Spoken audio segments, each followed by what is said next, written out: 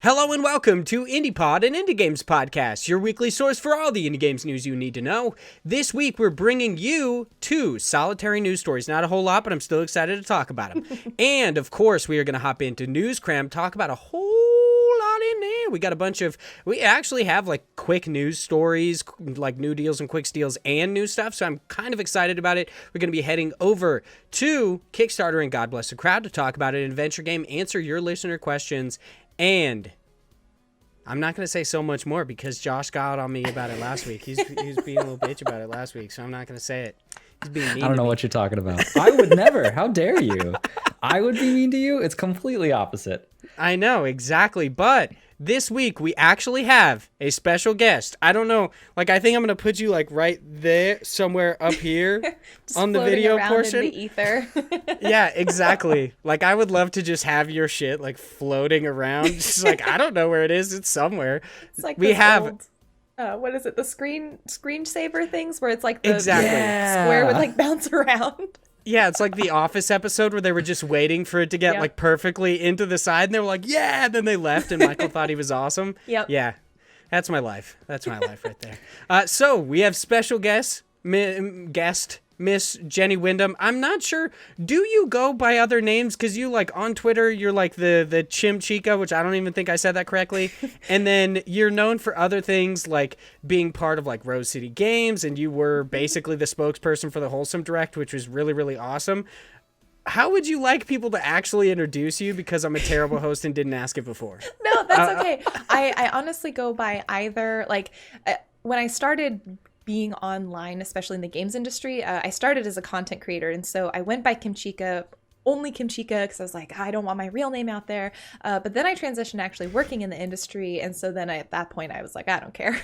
So folks, I think depending on where they know me, if they know me from the industry stuff, they typically just call me Jenny. You can call me Jenny, that's fine. Folks who like hang out on my stream or watch my videos, they'll typically call me Kimchica or Kim, and that's kind of nice because it like allows me to delineate a little bit like which space I'm in and what role I'm in, so that's kind of nice.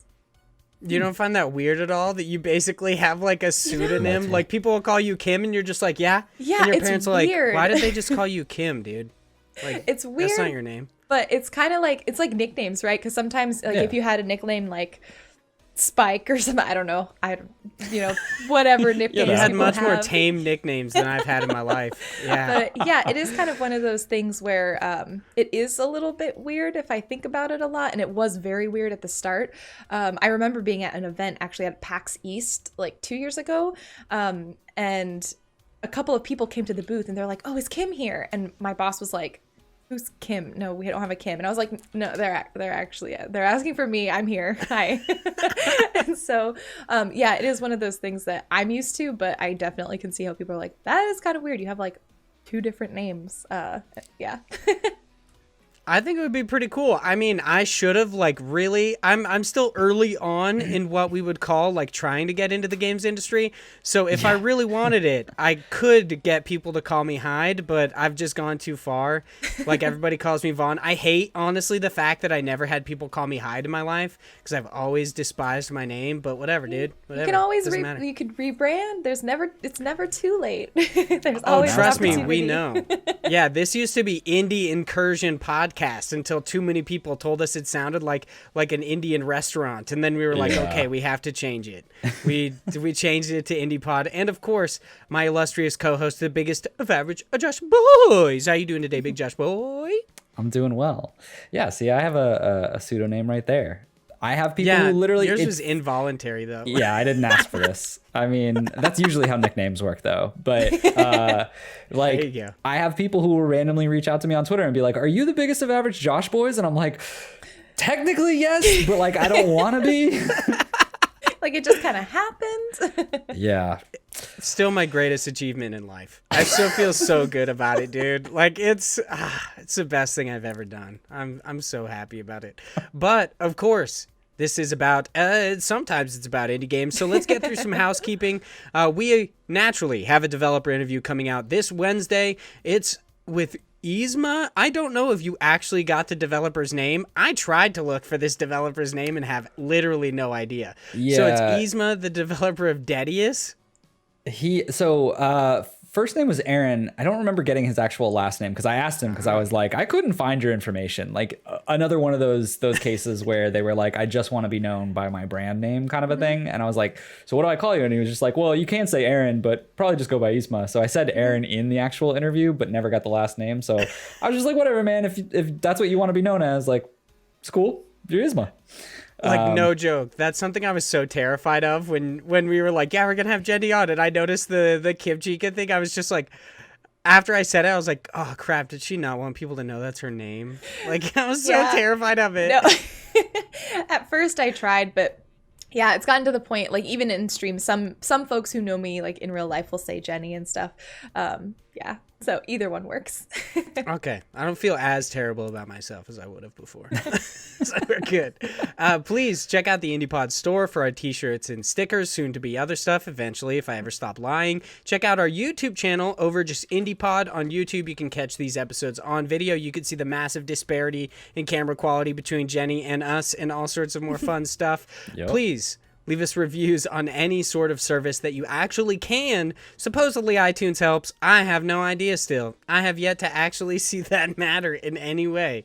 And please, or not please, but just a big thank you to our patrons, Will C, Mixomatosis, aka Mix, Zach Durham, Chase Hopkins, Philip Renshaw, the Wombat, Emperor of Australia, Chris Penwell. Dude, that guy drinks way too much tea. I'm actually kind of worried for his safety in his life. He's a little bit too hydrated. You know what I mean? We got Josh Nichols, Active Josh, and Sam Fillion from Canada. I'm so glad when we have guests on, so I get to do all of that, and they're just like they totally have no blindsided idea. by Yeah, dumb I'm like, shit. this is great. Yeah. They're like, Yay, why just are there sounds so like many gibberish. words? It's awesome. I love it so much. But this week, I want to start off in a little bit of a different way. So, normally, I would, like, ease in and ask Josh, like, what he's been playing. Maybe I talk about what I've been playing. I'm bad at playing video games and video games in general, so I'm not going to do that. But I want to ask Jenny, what have you been playing this week? Because you are an actual professional, and, you know, it's cool. It's cool to actually have one every now and then. Oh, gosh. So you've been playing Chicory, No A Colorful pressure. Tale by Greg Lobanov and Finji. So please tell us about your impressions of the demo. Yeah, so for those who are listening in or watching, the Steam Game Fest was this weekend at this time of recording. And so I basically have been just going down the list and playing as many demos as possible. And one that I was really excited about was Chicory. This game has been in development for a decent amount of time. I feel like maybe a couple of years now. But this is a game where you play not Chicory, which you would expect from the title, but you play a character who is essentially like the assistant or like the janitor for Chicory, who is the hero of the story. And Chicory is this like rabbit who can paint color into the world and do all of these amazing things, but they've gone missing. And so as their assistant, their companion, you have picked up their paintbrush and you have to find them and also figure out what's going wrong in the world because all the color's gone.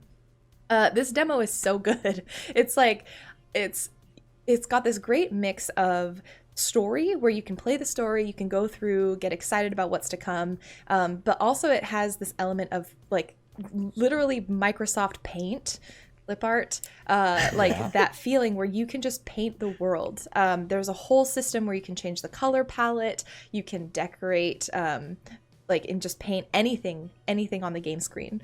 And it's so fun. Like, I was supposed to, because I was playing on the Steam page for Finji, and I think I was only scheduled for an hour.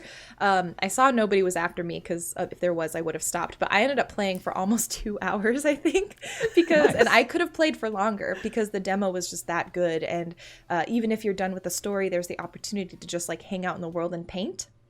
And I think that's so wonderful. So it's this great mix of just like chill, but also you have kind of the story ends with a little bit of a creepy twist. And it's not as like, I think when people think of wholesome games, you know, they see Chicory, they're like, oh, nothing bad or creepy could happen in that game. But there's like a little bit of darkness that happens at the end that's really good.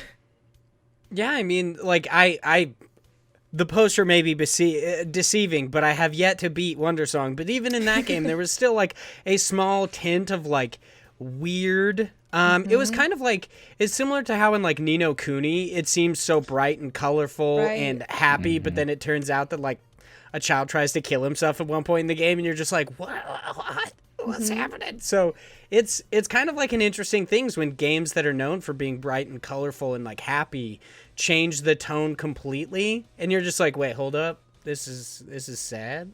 Like, that's not cool. It kind of reminds me of like Josh talks about Omori, and like checking that out, like the early levels of the games in the like the white space, I think is what it was called, looks so like beautiful and colorful, and then you're just like, nah, it gets fucked up. It gets real twisted. I haven't finished Omori, but that looks real good.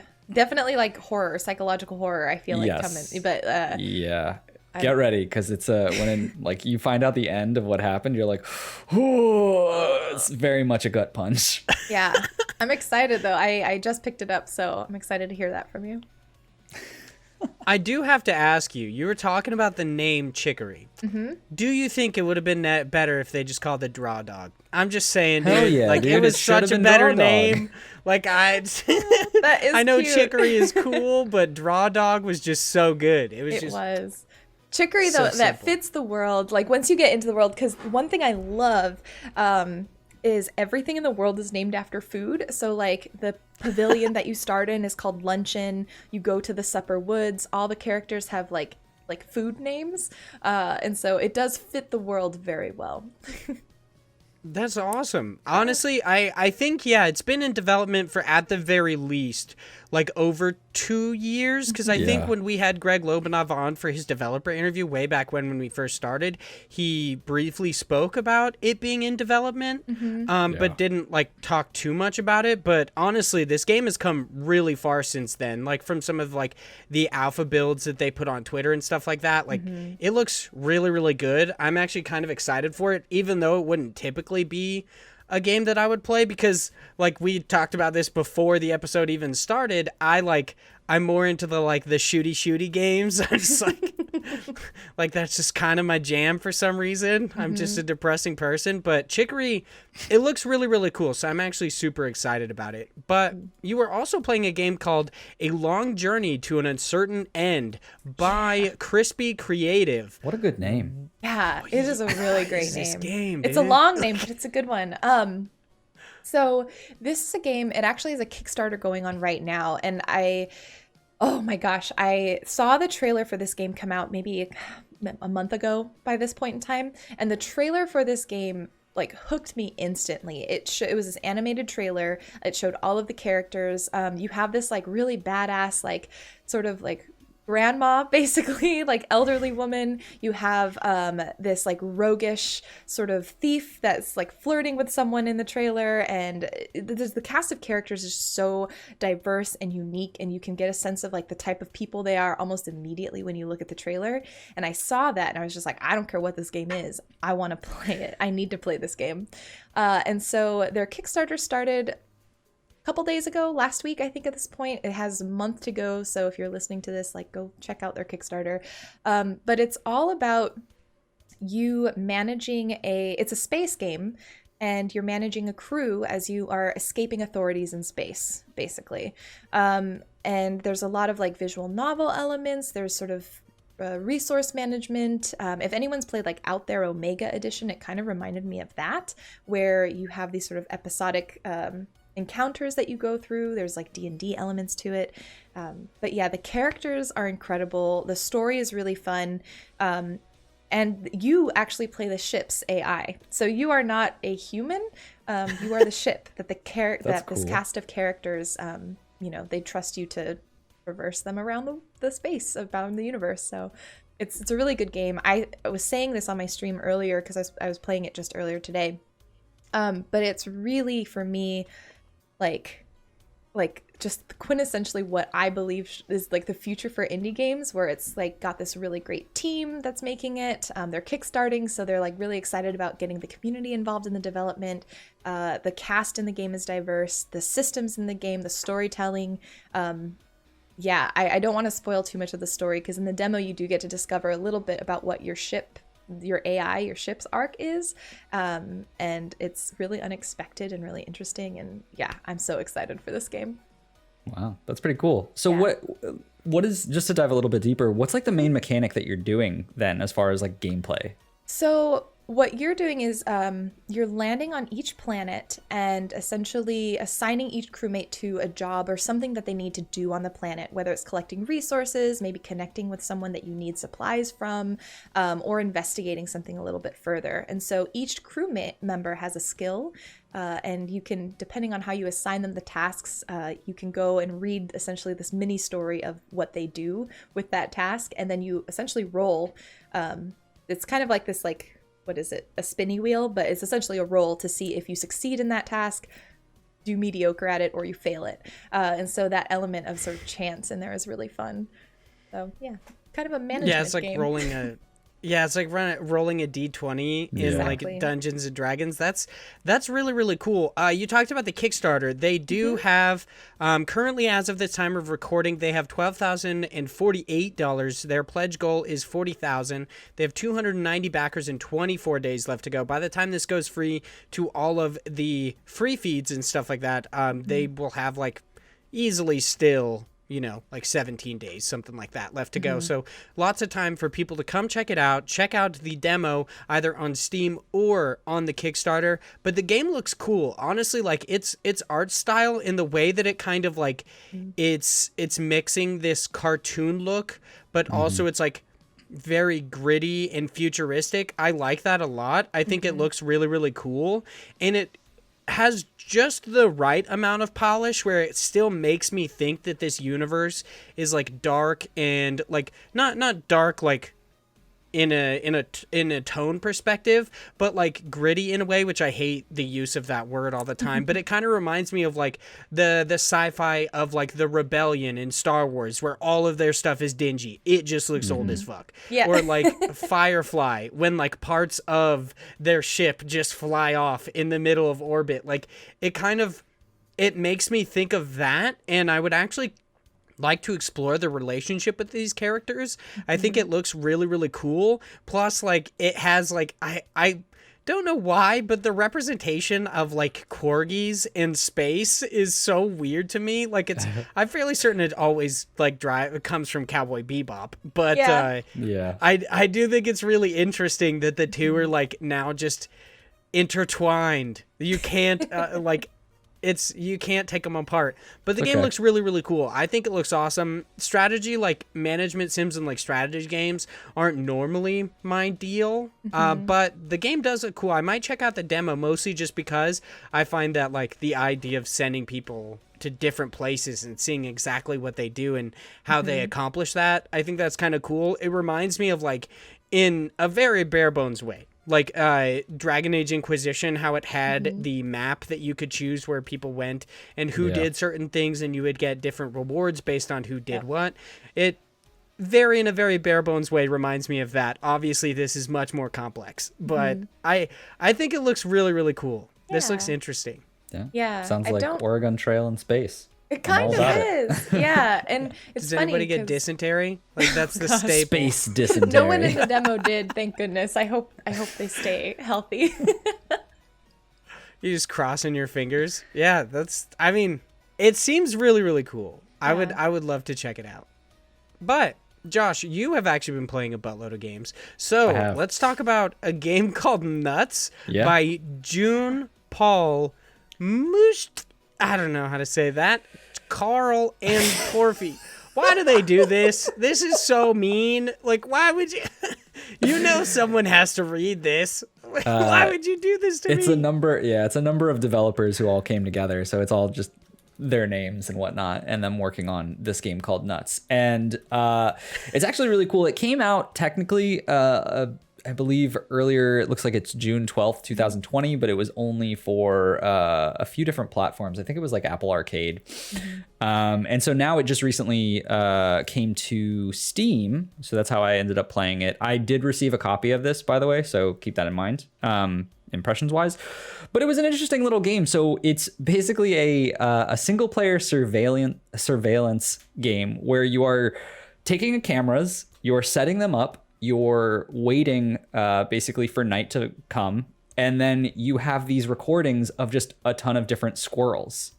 And so you're just like scroll watching, and it's an interesting game because it starts out where you think it's just going to be like, oh, I'm just watching a bunch of squirrels. Like, okay, that's kind of nice. Like I was very much going into this blind, not knowing anything about it, and I was like, that seems weird, but like I guess I'll try it because the art style to it is really cool. Like I love the way this art looks, and every single level it changes where it has the same kind of like very like low poly look to it, but they change the color in each of the sections, so it just, I don't know, it just looks really cool. And so you start off where you are literally just like, oh, set here, I'm this one person who's in charge of this research group. You're going to be going through just setting up cameras. And so you're just like watching squirrels and you're like, okay. And the person just like, take a bunch of pictures and get me pictures of squirrels. And then all of a sudden the big thing, and I'll spoil it just because it is in the actual trailer. I just didn't watch it. But then you're going around trying to find where the squirrels' homes are, and there's just this one squirrel with like dynamite sticks, and you're like, what? Why? You're like, what's happening here? And so it's very much a mystery of trying to like figure out what's going on with these squirrels and like why they would have a dynamite stick.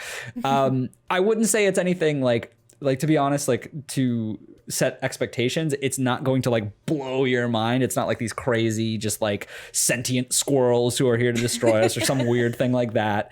But it is an interesting story. I liked it. I will say the aspect of it did get repetitive a little bit for me personally. I know some people might be more into this, and it is a very much like a relaxing, like you're trying to find these squirrels and like kind of chase their patterns.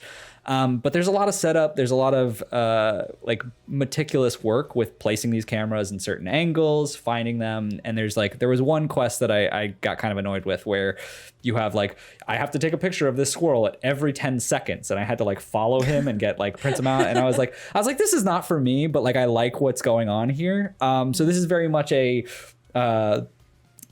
good jelly, not my jam, but I did enjoy it and I played through it to the end and I was like, okay, like I like how they wrapped it up. It wasn't anything intense, but I definitely enjoyed the experience that I had from it.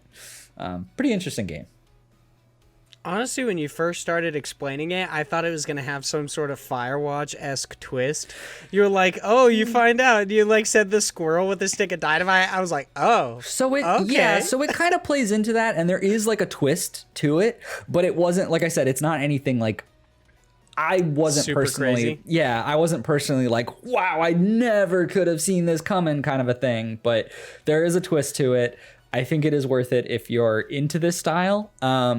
If you're not, I would recommend, maybe just watching like a playthrough of it. But like I said, I still enjoyed the experience, but it was very much not my style of being so meticulous about placing the cameras and kind of like watching the squirrel. But I was on a Discord call with a couple of friends, and I was just like BSing my way through it and trying to like really get into the zone. So I'd be like talking to myself and trying to capture the squirrel, and they had no idea what's going on. And they're like, what are you doing? And I would be like, oh, stop there, enhance. And I would like zoom in and like try to make it like I was really in the zone for it. It was fun.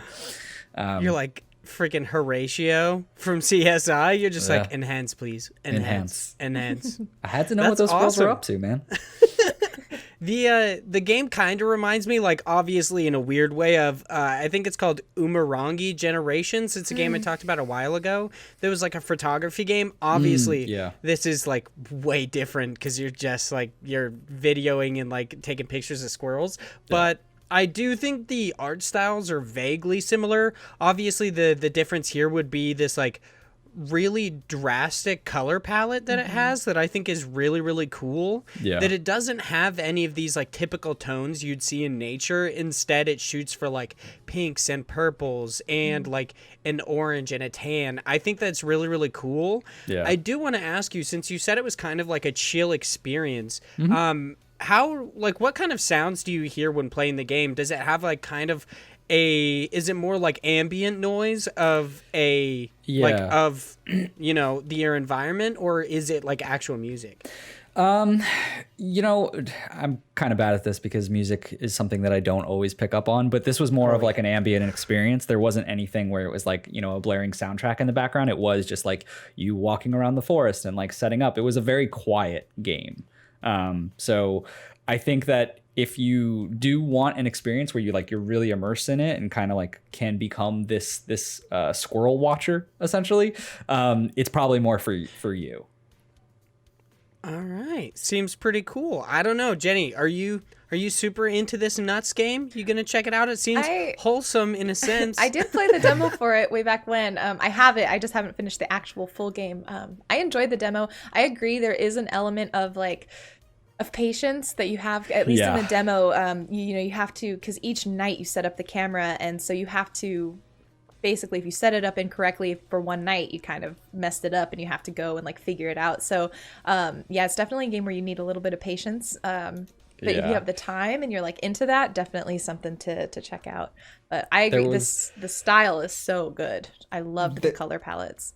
There was nothing worse than setting up my cameras thinking I had it in the right direction and then being like, damn it, these squirrels went the other way. Or the squirrel's just out of frame and you're like, I just didn't. Yeah. But having to, because what you do is every night after you've collected the footage, you get the tapes and you go back and fast forward and rewind. And that was actually, I thought, very fun. Going through the tapes, and you do feel like an investigator, and it is kind of funny when you sort of take a step back and you're like, I'm doing this for squirrels. So it is really fun how intense you can feel just looking for footage of squirrels. Right. Is there any kind of fail state to the game? Where you if you put your cameras in the wrong place multiple times, you essentially fail? Or is it kind of just if you place your cameras incorrectly, you just get it the next time kind of a deal? Yeah, there's no real failure, so to speak. It's just and I don't know if it equates to anything. I didn't really notice anything, but every time you set up your cameras and go back to look at the film, it'll say night 1, night 2, night 3, and it adds up of the amount of time you're there. I never got to a point where it mattered, but I guess if you're trying to push yourself to be the best squirrel watcher, you want that number to be lower, run. Right? But there's no I failed because I couldn't find the squirrels. They don't just disappear. It's just the same pattern each night. So you just have to follow them and figure it out. Okay, that's nice. I like that a lot. It would kind of it at least in my mind, lends to the idea of it being a chill experience, similar to how I talked about Tiny Lands last week, not having any actual real discernible kind of fail state in any way. It wasn't trying to hurry me up by a time limit or anything like that. Instead, it just kind of let me do my thing, and I like that. But let's talk about the exact opposite of that. You are playing a game called Nova Drift by Crime. Oh man, I did it again.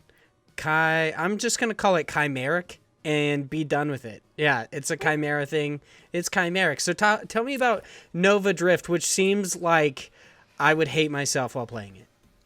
It's kind of hard, but it's not so the best way to describe this, I think, is to first think of Asteroids, the game, where you're in that little ship and you're moving around clockwise, or not clockwise, the reverse clockwise. What am I thinking of? Why can't I think counterclockwise? I don't know why I can't think of words. I was not clockwise and not clockwise.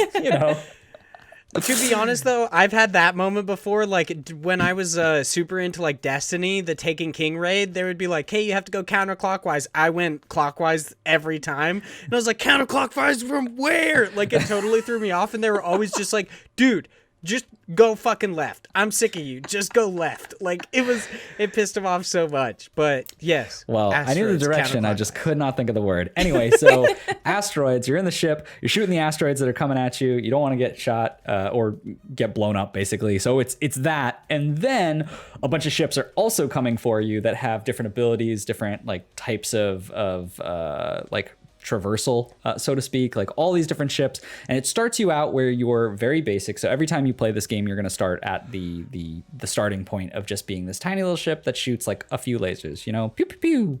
And then as you're destroying things, you level up. And so it's very much roguelite-esque, because there are unlocks that you get, where every time you level up and destroy a certain number of ships and get experience, you are given random abilities, and you can build your ship both by the actual hull of the ship, meaning the body, meaning the lasers, your actual attack, and then based on your thrusters. It's really cool. I've played it a couple of rounds and I'm really enjoying it because there seems to be a lot of diversity. One of the times that I did it, I just had crazy blasters, and I was I'm just gonna go all into just attacking and trying to have as many lasers that I can at any given time. And then the next time I did it, I was like, okay, I had just unlocked this thing called like constructs. And it's basically just having little helper drones. And I'm like, I'm going full into helper drones. So I just had me being this very weak little ship, but just floating around. And there was like 20 other little guys that were helping me destroy things. And I'm just like, oh, please kill them. But it was like, it's a lot of fun because there was that difference of being able to play a different way based on what you get. And you have like a few things, like it is very random, but you have a few opportunities to re-roll the abilities that you get. But I really enjoyed it because it's very much you get to pick a specific, like random, but a specific attack, thruster, and body type, so armor. There seems to be quite a few of them because each time I've played this like probably 5 or so times, the rounds, and each time I was able to pick kind of a pretty much different build. And then you also have these upgradable abilities that you can choose that will do things like, you know, make your thrusters different, give you a different type of shield, give you a different type of just like rate of fire or random things, like you're able to lay mines down. So there's a number of abilities that you can get, and it progressively gets harder, very much like roguelike. This game is still in early access, so they're building out new modes and new things. Like there is a literal roguelite mode, which just makes the game kind of harder and less like set in certain builds that you can get. So I really do enjoy it because so far what I've seen has been really fun, and I'm looking forward to what comes next. But yeah, it's probably not a game you're going to want to get into if you're looking for a chill game, that's for sure. One of the things I've noticed in the video is, are there actual borders to the screen, like in any way? Because I've seen them basically like go up and then come from the bottom. Yep. Yeah, that's really cool. So it's a little disorienting at first because the ship is kind of hard to control. I feel like with any of these games, I'm just not a person who is well equipped to play these kind of asteroid-esque games, and I'm always just like very off-put by them. But it is cool because if you're getting attacked by a giant wave of monsters, you could just, or ships, not monsters, you can just go down and then jump up above them and shoot them from behind. So it's like, you know, cool little things where it's there's a lot of different strategies and a lot of minute things that you can do to make yourself better in that and get a little bit farther each time. So I appreciate it. I think it was pretty cool. This was given to us a free copy. So once again, take that with a grain of salt based on my impressions. But I think it's pretty fun. And honestly, like the early access of it so far, like what they have, I think is worth it. But, you know, it all depends on what type of genre you're looking for. Yeah, speaking of, Jenny, are you a fan of like of roguelike games? What do you think of them? And has like, I mean, if you weren't a fan before, I'm kind of wondering if you like played Hades at all and if it kind of got you into it, because like everybody's talking about how they never liked roguelikes before, and then they played Hades, the waifu and husbando simulator, and it just changed their life forever. I mean, short answer is I do enjoy roguelikes. I have played Hades, and the thirst is real. I do have my favorites in the pantheon that I like to encounter. But yeah, I very much like roguelikes and roguelites. It's a genre that took me a little bit longer to get into. I grew up playing more RPGs when I was a kid, RPGs and platformers. So roguelikes, it took me time to kind of learn the mentality you have to have, because I think with any different genre of game, you go in with a different mentality. And with roguelikes, you have to go in with the mentality of understand you're going to fail, but that's the way the game teaches you. And that's not something that RPGs really teach you. You kind of learn to grind and get OP, and then you feel great for the rest of the game. Yeah. And at least that's how I play, is I just sort of, I grind until I'm OP, and then I don't worry about it for a lot of the game. So yeah, roguelikes, I recently got into them probably in the last couple of years, I would say. Roguelikes and Metrovanias, both. And I do enjoy the genre. I've learned to love it. But yeah, Hades is very, very good.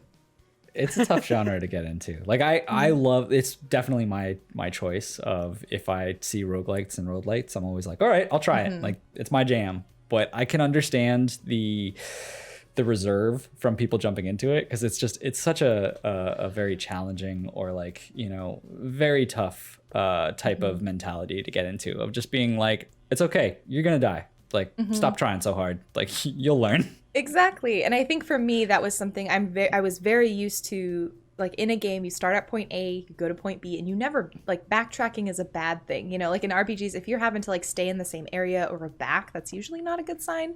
Right. And so learning that going back is an okay thing was a lesson that I had to get used to.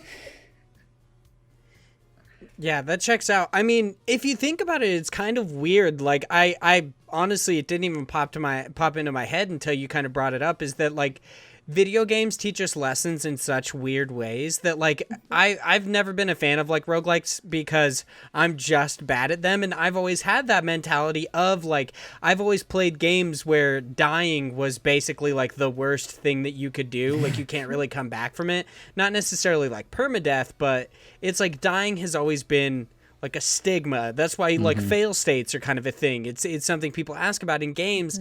And then roguelites are just so different, and like the fact that they can teach you that, like, not just in video games but in real life, that failure is an option and you can always come back from it. All you have to do is learn and kind of like and grind it out a little bit to understand something. Yep. It is something I appreciate, even though I'm terrible at video games. So. Yeah. No, that's a really good point. I think, and I think what's happening with a lot of roguelikes now, I first noticed it in, I think it was like, was it Children of Morta? Is that what it was called? Yep. Yeah. Where, and Hades does this like exceptionally well, where because a lot of times when I played roguelikes, especially early on, they didn't have the narrative or additional sort of carrots to give me, where if I failed, I still felt like I got something out of the run. You know, usually, obviously, you would get the experience in the roguelikes of the older times. I feel like we're like, yo, experience is good, you know what to do now. But for me as a player, that wasn't enough. But with like Hades, like you mentioned earlier, and with Children of Morta, what they do is they allow players a little bit more in ways of story, because even if you like fail a run, not only do you have that experience that you've learned, but you also gain a little bit of story about the characters, and you get something that makes you feel like you've progressed, even if you didn't maybe progress in the way you wanted to. And I think that's a really cool development we've been seeing in this genre. The funny part is, as someone who, and this is a weird, like a dumb, humble brag, but like as someone who didn't have to spend a lot of time in Hades as far as to get to that first win, like, funny enough, I'm losing out on content because I'm not getting the same, you know, those dialogue elements, because the narrative for me is like skipped, which I think is funny. That just like for someone who's good at games, you're almost essentially losing out on a game in this realm. I do love this idea of you getting to the end of the game being like, oh man, I wish I was worse at this video game. Right. It's like such a weird, like, turn it on its head, because I don't get to experience some of those things. Like I wasn't this good, but there was someone who mentioned, like, there's a whole dialogue tree about not ever dying to Meg and being able to just get through that you just never get to experience, because you already got good. Like, you just don't get to have that conversation. Whereas I bonded with the characters so much because I died all the time. It's almost the amount of people that, like, the difference between the people who played Hades, that you're just like, wait, you liked the characters? You suck at games. I get it. Like, okay, got it. You're just really bad at video games. Like, it's so interesting. Did you, I mean, I imagine lights just lit up in Josh's head when you both, like, when you said both Children of Morta and Hades, because he often is just like, Hades isn't the first one to do narrative. It's not. Like, it's not. I'm glad you've also played it and enjoyed it. Yeah, it's definitely a good game. And like, that's why when everyone was blowing up about it, I was like, it's really cool, but like, there's more that do this. Like, don't just freak out because there's like, oh, it's the first game to ever do. It's like, no. There's more games. You should play them. Like, agreed. Yeah. Hades is very good, but yeah, it's not the first. I mean, Children of Morta just isn't as thirsty as Hades, dude. Like, that's let's true. be real. That's it's got sex appeal, so I know, you know, that sells. Sex sells, dude. It's all those like pixelated characters in Children of Morta. They needed to make them thicker. Like, you know what I mean? We need some curvier pixels, is what I'm hearing. Curvier pixels. I want to go back to Children of Morta, like, really, really badly, especially because it's on Xbox Game Pass. Mostly just because, like, I was super into it before it came out, but like Hades has the different like options in combat, whereas you just choose like the different weapons. But Children of Morta, you choose the different classes to play as. So I think like first I got to play as the father, who is very like tanky and slow. He's got the sword and shield, and his play style felt a little bit off to me. It felt a little bit too slow. But then I unlocked the daughter, who has the bow, and she's freakishly fast. And I was like, oh my God, what's happening? So it's just like, it totally changed things. So Children of Morta is definitely one I want to go back to. But I just realized that we're talking about games that are not even on this podcast. I mean, they're indie games. Even about this one. So let's talk about the last game that you have been playing. You are playing In My Shadow by PlayBae. You're playing the demo. I'm assuming this is also part of the Steam Games Festival. So tell me about this, because this platformer looks super weird. At least the mechanics to it do. Yeah. So I've also been playing a couple of the demos because of the festival, which, by the way, quick shout out that's not on my list, Loop Hero.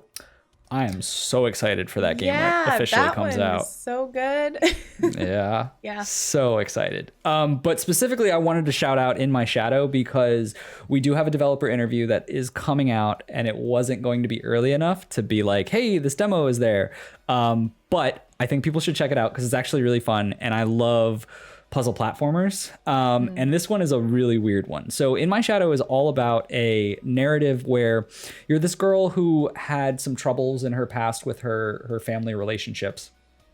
And so she's on her own, and she gets a text message from her father, and it sparks this whole just very troubling kind of sensation between her and remembering kind of her family and things that had happened in her past. And so it's this story about her kind of coming to terms with her family, or at least that's where it seems based on the demo.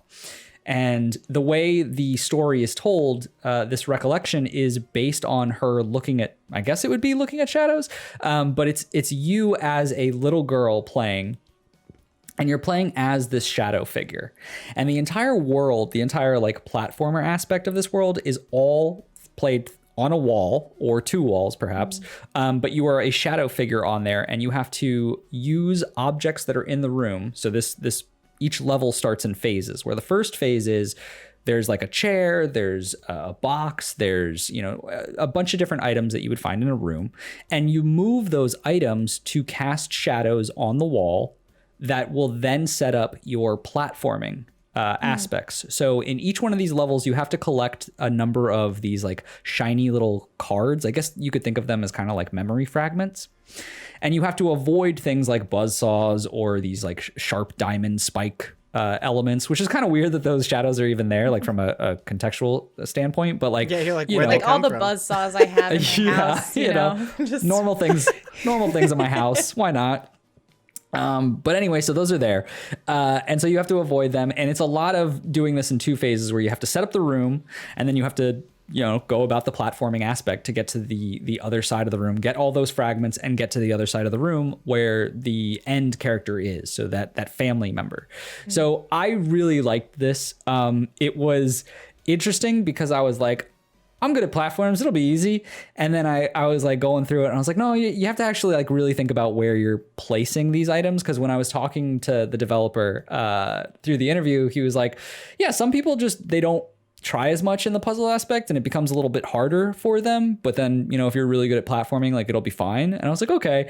And so I just started moving things around, but I was like, oh no, you kind of need to think about it a little bit. And like, I really started to like that they added elements. Like there was a box where normally the box, you could just jump on it and you would have that shadow. But then some of the boxes were like, you notice that they were kind of like screwed up, like the top wasn't on right. And so when you jumped on them and jumped off, like the box would just kind of collapse and the shadow would be gone. So there's little intricacies in here that I'm very much looking forward to when this fully comes out, to see like all of the different aspects to make this more challenging.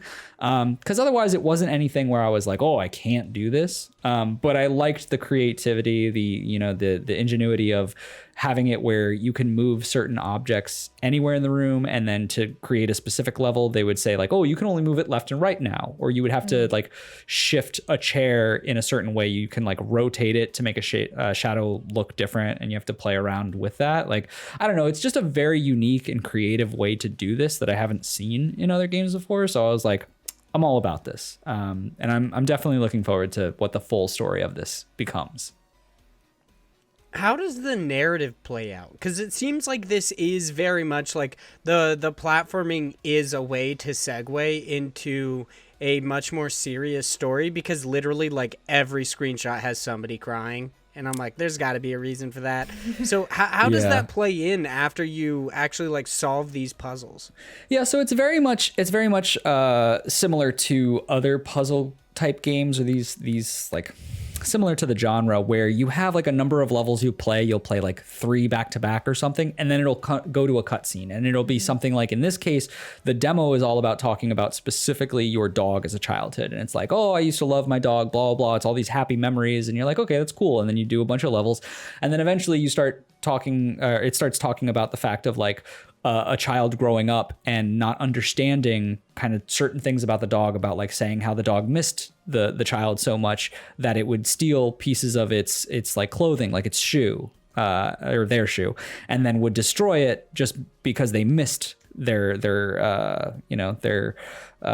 friend. And in that case, it shows them being mad and upset and lashing out at the dog, not realizing it. And so it's that story of them kind of coming to terms about like why certain things happened and how they probably shouldn't have done certain, X, Y, Z. And like, I can't speak to what happens later in the story, because, I've only played the demo. I've only seen the part with this section, and I don't think it's fully finished as far as like that one story about the dog. But it does. Every couple of levels, it'll go into a cutscene where it talks more about just like that character's past, and you're just slowly unraveling the story behind why this individual is having such a tough time dealing with getting any type of response from their family again. It looks really cool. I like the fact that it's not just you playing with it's not just like a puzzle platformer. It also has to deal with like moving these kind of like 3D objects on a seemingly 2D plane, where you have to like extend their shadows to make it a little bit larger so you can get higher. I think that's honestly like really, really cool. Do you know what, like you said, the like little cards were like memory fragments? Do you know if that's kind of like a collectible that may lead toward you having a like better experience similar to like Celeste? No, and I asked this in the interview developer, the developer interview, but dude, you did it again. You did that same thing like last week. I always say that. But I asked the same thing, and these are required. In every level, you have to collect all of them to actually get through. So no actual collectibles, you just have to go through and finish each level. I don't remember, like I don't recall if I tried to not collect them all and then go to the end, but it does say in the actual demo, it's like you have to collect them all. Okay. All right. That makes way more sense, because I was like, I was wondering if it, well, I mean, I guess it doesn't make more sense. I was just curious on if it was like the strawberries in Celeste, how it gives you technically like a better ending. And it feels what I would imagine. I'm too bad at games to actually know, but I would imagine it's like much more of a sense of like satisfaction if you get those strawberries. So this one, you like literally have to collect them. Like it's not a choice. Not a choice. I mean, I kind of like that too, because I guess the entire, like, seemingly the narrative of it is you kind of, like, delving into your past. And, like, obviously, if these are fragments of memory, this is something that's required to actually understand your memories. So I think that's really, really cool. Jenny, have you seen anything from In My Shadow? Are you going to pop on and play the demo? This is on my list to play. So I haven't, again, there's so many demos from the festival, but... Yes, I did download this, and I'll probably be playing it tonight, so I'm excited. I'm also a big puzzle platformer fan, so hearing you talk about it is pretty cool. Nice. Well, I sadly have not played any games on the Steam Festival, just letting everybody know. And I did, before we moved on from it, I did want to ask, like, Jenny, in your opinion, having like you work in PR, you're like the community manager, I believe, for Rose City Games. I have to ask you, do you... Like, it's something demos are something that we don't see a whole lot in games now. Like, it's actually kind of rare for us to see a demo versus, like, way back when games were still kind of, like, like, quote-unquote young.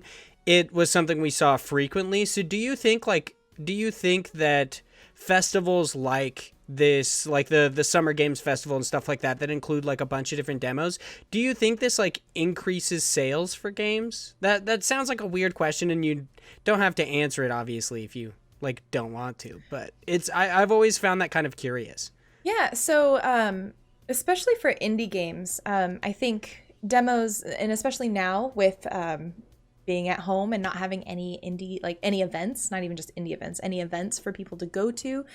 Normally, games will have demos at events like PAX or like an XOXO or, any sort of convention. And since that's not possible, having events like the Steam Festival is really, really helpful because otherwise people don't get a sense a lot of the times the kind of games that are even coming out.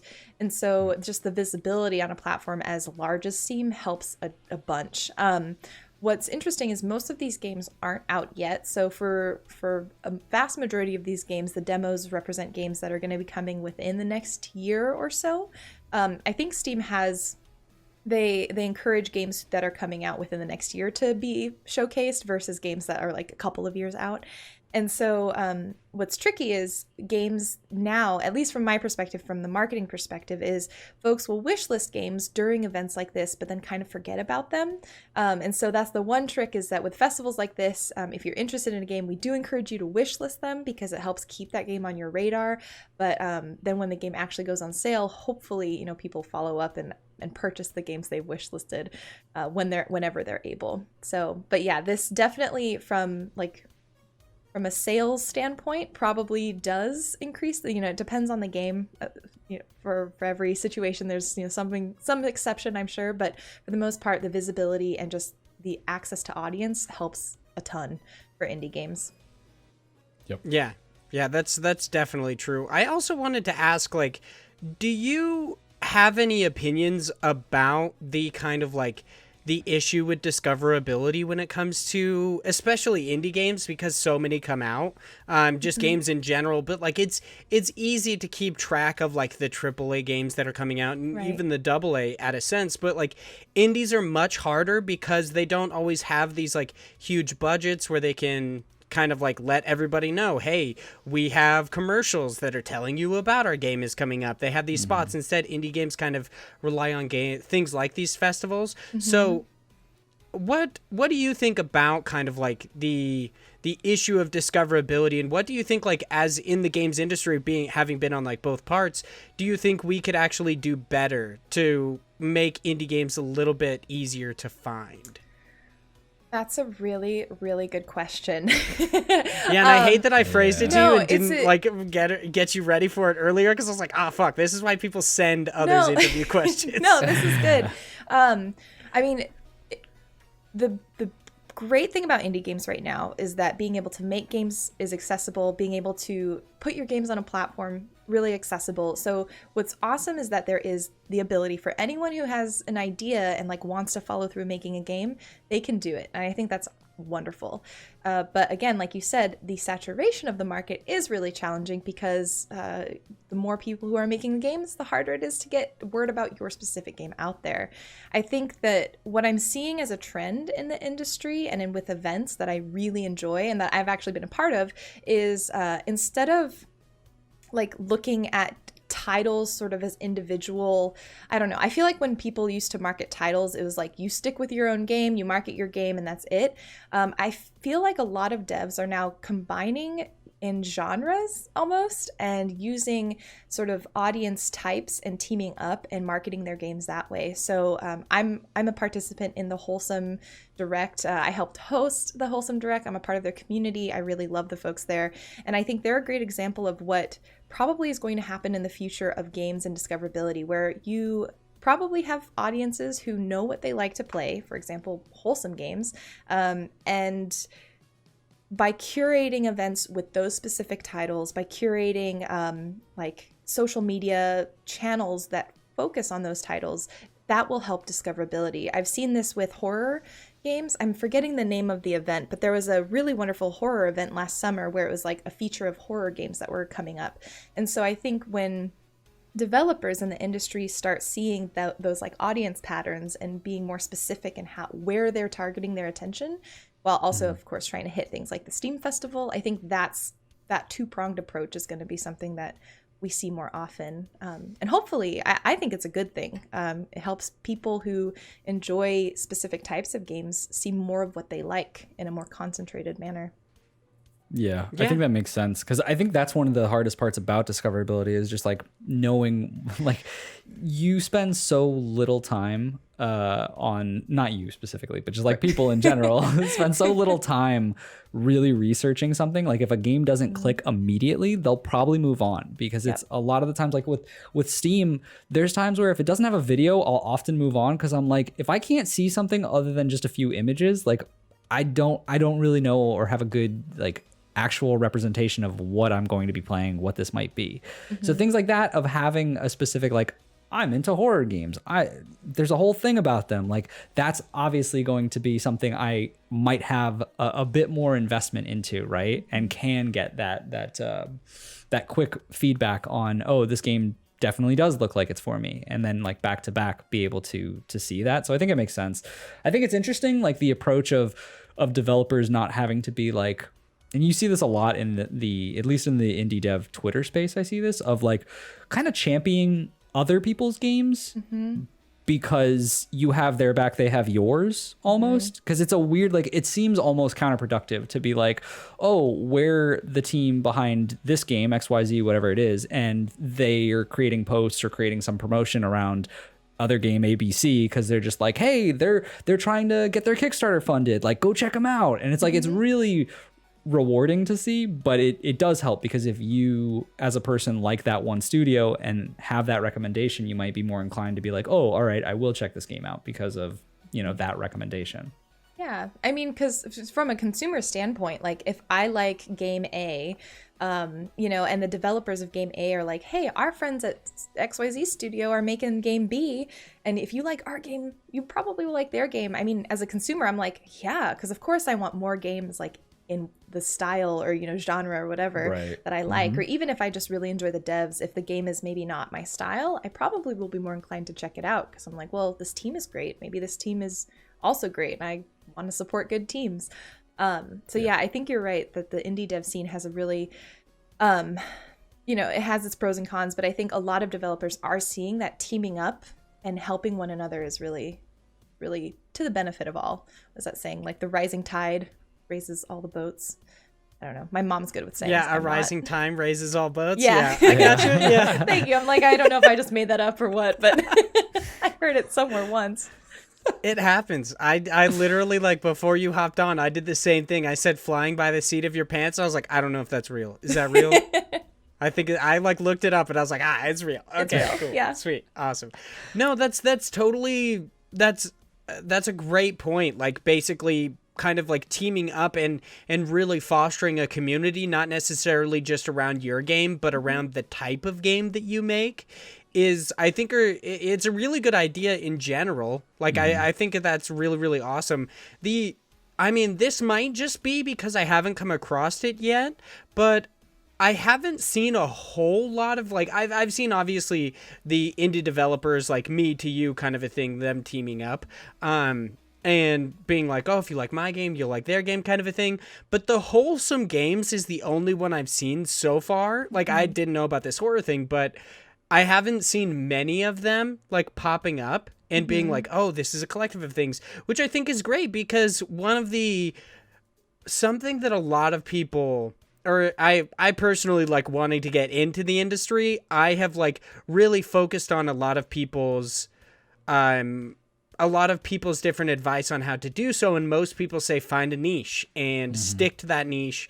People will come to know you for it, and, like, essentially you'll find success, at least within some sort of like microcosm. That's pretty much why we chose indie games, also because we just want people to fucking know about them. But like that's what we chose. It's the niche we chose. I think that's like it's a great way for people to get known, instead of thinking that you're going to be the next PewDiePie or the next Dr. Disrespect or whatever. Like, you can essentially build a brand out of finding a collective of indie games, like fucking Josh loves card games. Josh could definitely be a card game YouTuber. Just saying. I would not. But I think it's like it's a great piece of advice, and not just for developers, but also for content creators, is that, like, if you're looking for a way to succeed, you can essentially like the rising tide raises all boats things. Like, you can help developers and they can help you. Like, you can focus on their type of content, and you can become essentially like, you can actually succeed because of it. So I think that's really, really awesome. So the games that I have been playing, kind of just a reiteration of shit that we've been doing throughout the week. Of course, playing some Cyber Shadow from Mechanical Head Studios. Did you beat it? I finally beat it, yes. Oh, only man. Have you played it, Jenny? I have not. I've watched a good friend of mine, Cam Final Mix. He streams Cyber Shadow, and I have enjoyed his streams, but I have also not seen the ending. So, yeah, it looks cool. Definitely a game that, like, I enjoy watching, but probably not playing. I think we need to introduce her to the good jelly, not my jam saying. That's true. You said it earlier. Yeah, and I actually was like, that's a really great saying. I probably will snag that. Good. And use that we have to spread the word. Josh from Active Quest, he gave it to us. Well, he didn't really give it. We stole it from him, but dang, it's such a good saying. Mm-hmm. And we even brought it up in our like interview that he did with us most recently. And he was just like, yeah, I've been saying it for a while. And then it just started to catch on. I was like, it's so good, dude. It's just such a good saying. But you finally beat it, Josh? Yep. It only took me 171 deaths. Woo. That's it. I love seeing how many people, like, they're like, I've got 400 deaths. Oh my God, this is so depressing. Like, I'm totally going to be, like, close to 1,000. I already know, even if I, like, beat this game because, okay, World 2, that elevator, such an asshole. I hate it so much. Like, it's so annoying, especially because, like, I'm like, okay, I'm not going to touch any of these stupid, like, basically, what are they, like, cocoons that then break open and release the little bugs? Like, you don't even have to break them. So the elevator will break it for you. And I'm like, leave me alone. I don't want to mess with you. Like, it just pissed me off so much because I was just like, I just want to get through this. And the other day, I literally got to right before, and then one of those little freaking bugs, like, hit me, and I was like, I hate you. I even saw a checkpoint, and then it hit me, and I was like, the freaking bane of my existence. I hate you. Man, I can't wait until you get into the harder part of this game, like, because they start asking a lot of you in the later levels, and I feel like the span between checkpoints, I feel like, gets longer. Dude, they're already so sparse. It's so crazy. Like, there's very few checkpoints in this game, I swear. But the game is really fun. I'm enjoying it. I've gotten a little bit further. Like, I think last week I talked about how it was super hard and I barely got into World 2. Now I am actually into World 2 and stuck on this stupid elevator. It's such a pain, dude. I hate it so much. I believe in you. It is fun. I do like it. It's very fast and fluid. I like having to... I was going to say that I like how difficult it is, but I also don't, because I'll pop in for like 2 seconds and then die again and be like, I hate this game. But it is fun. It is a lot of fun. But I don't have a whole lot to say about it. I just wanted to let everybody know I'm still playing. I still think it's fun. I'm still sucking at the game. But something that you could have actually watched us do, Josh and I played some Cuphead. Now, this isn't technically my first time playing Cuphead, but it is my first time getting past the first boss, and I didn't even do it myself. Big Josh Boy did it for me. That's what I'm here for, baby. It's a lot of fun going back into Cuphead, because I beat the game back in the day, and I was like, yeah, it'll be fine. And then I'm playing it, and I'm like, oh, I am rusty at this. Like, this game is still hard. It is, and it's so much fun. Like, I love, like, while we were playing, I'd be, like, sitting there jamming out, and you're just like, dude, you're like, this is a problem. And I just kept dying. It's, like, the soundtrack is so good. Like, however much the game is such a pain in my butt, like, it's so freaking hard. I die, like, 25 times, and Josh is like, don't worry, I got you, and accidentally dies because he picked me up. Like, the soundtrack is just... It's chef's kiss. It's so good. I love it so much. Like, it slaps. I'm going to tell you right now. It slaps. Mm-hmm. So, Cuphead, really, really good. I'm glad that Josh, for some reason, likes Mugman, because that dude sucks. I like me some Cuphead. Like, I like that you can actually choose. And I didn't know that, like, me having very limited experience with the game, I didn't know that it had like kind of your own play style, you being able to choose different power-ups and slotting them in to where it changes your gun or it changes your dash or it gives you like a special charm.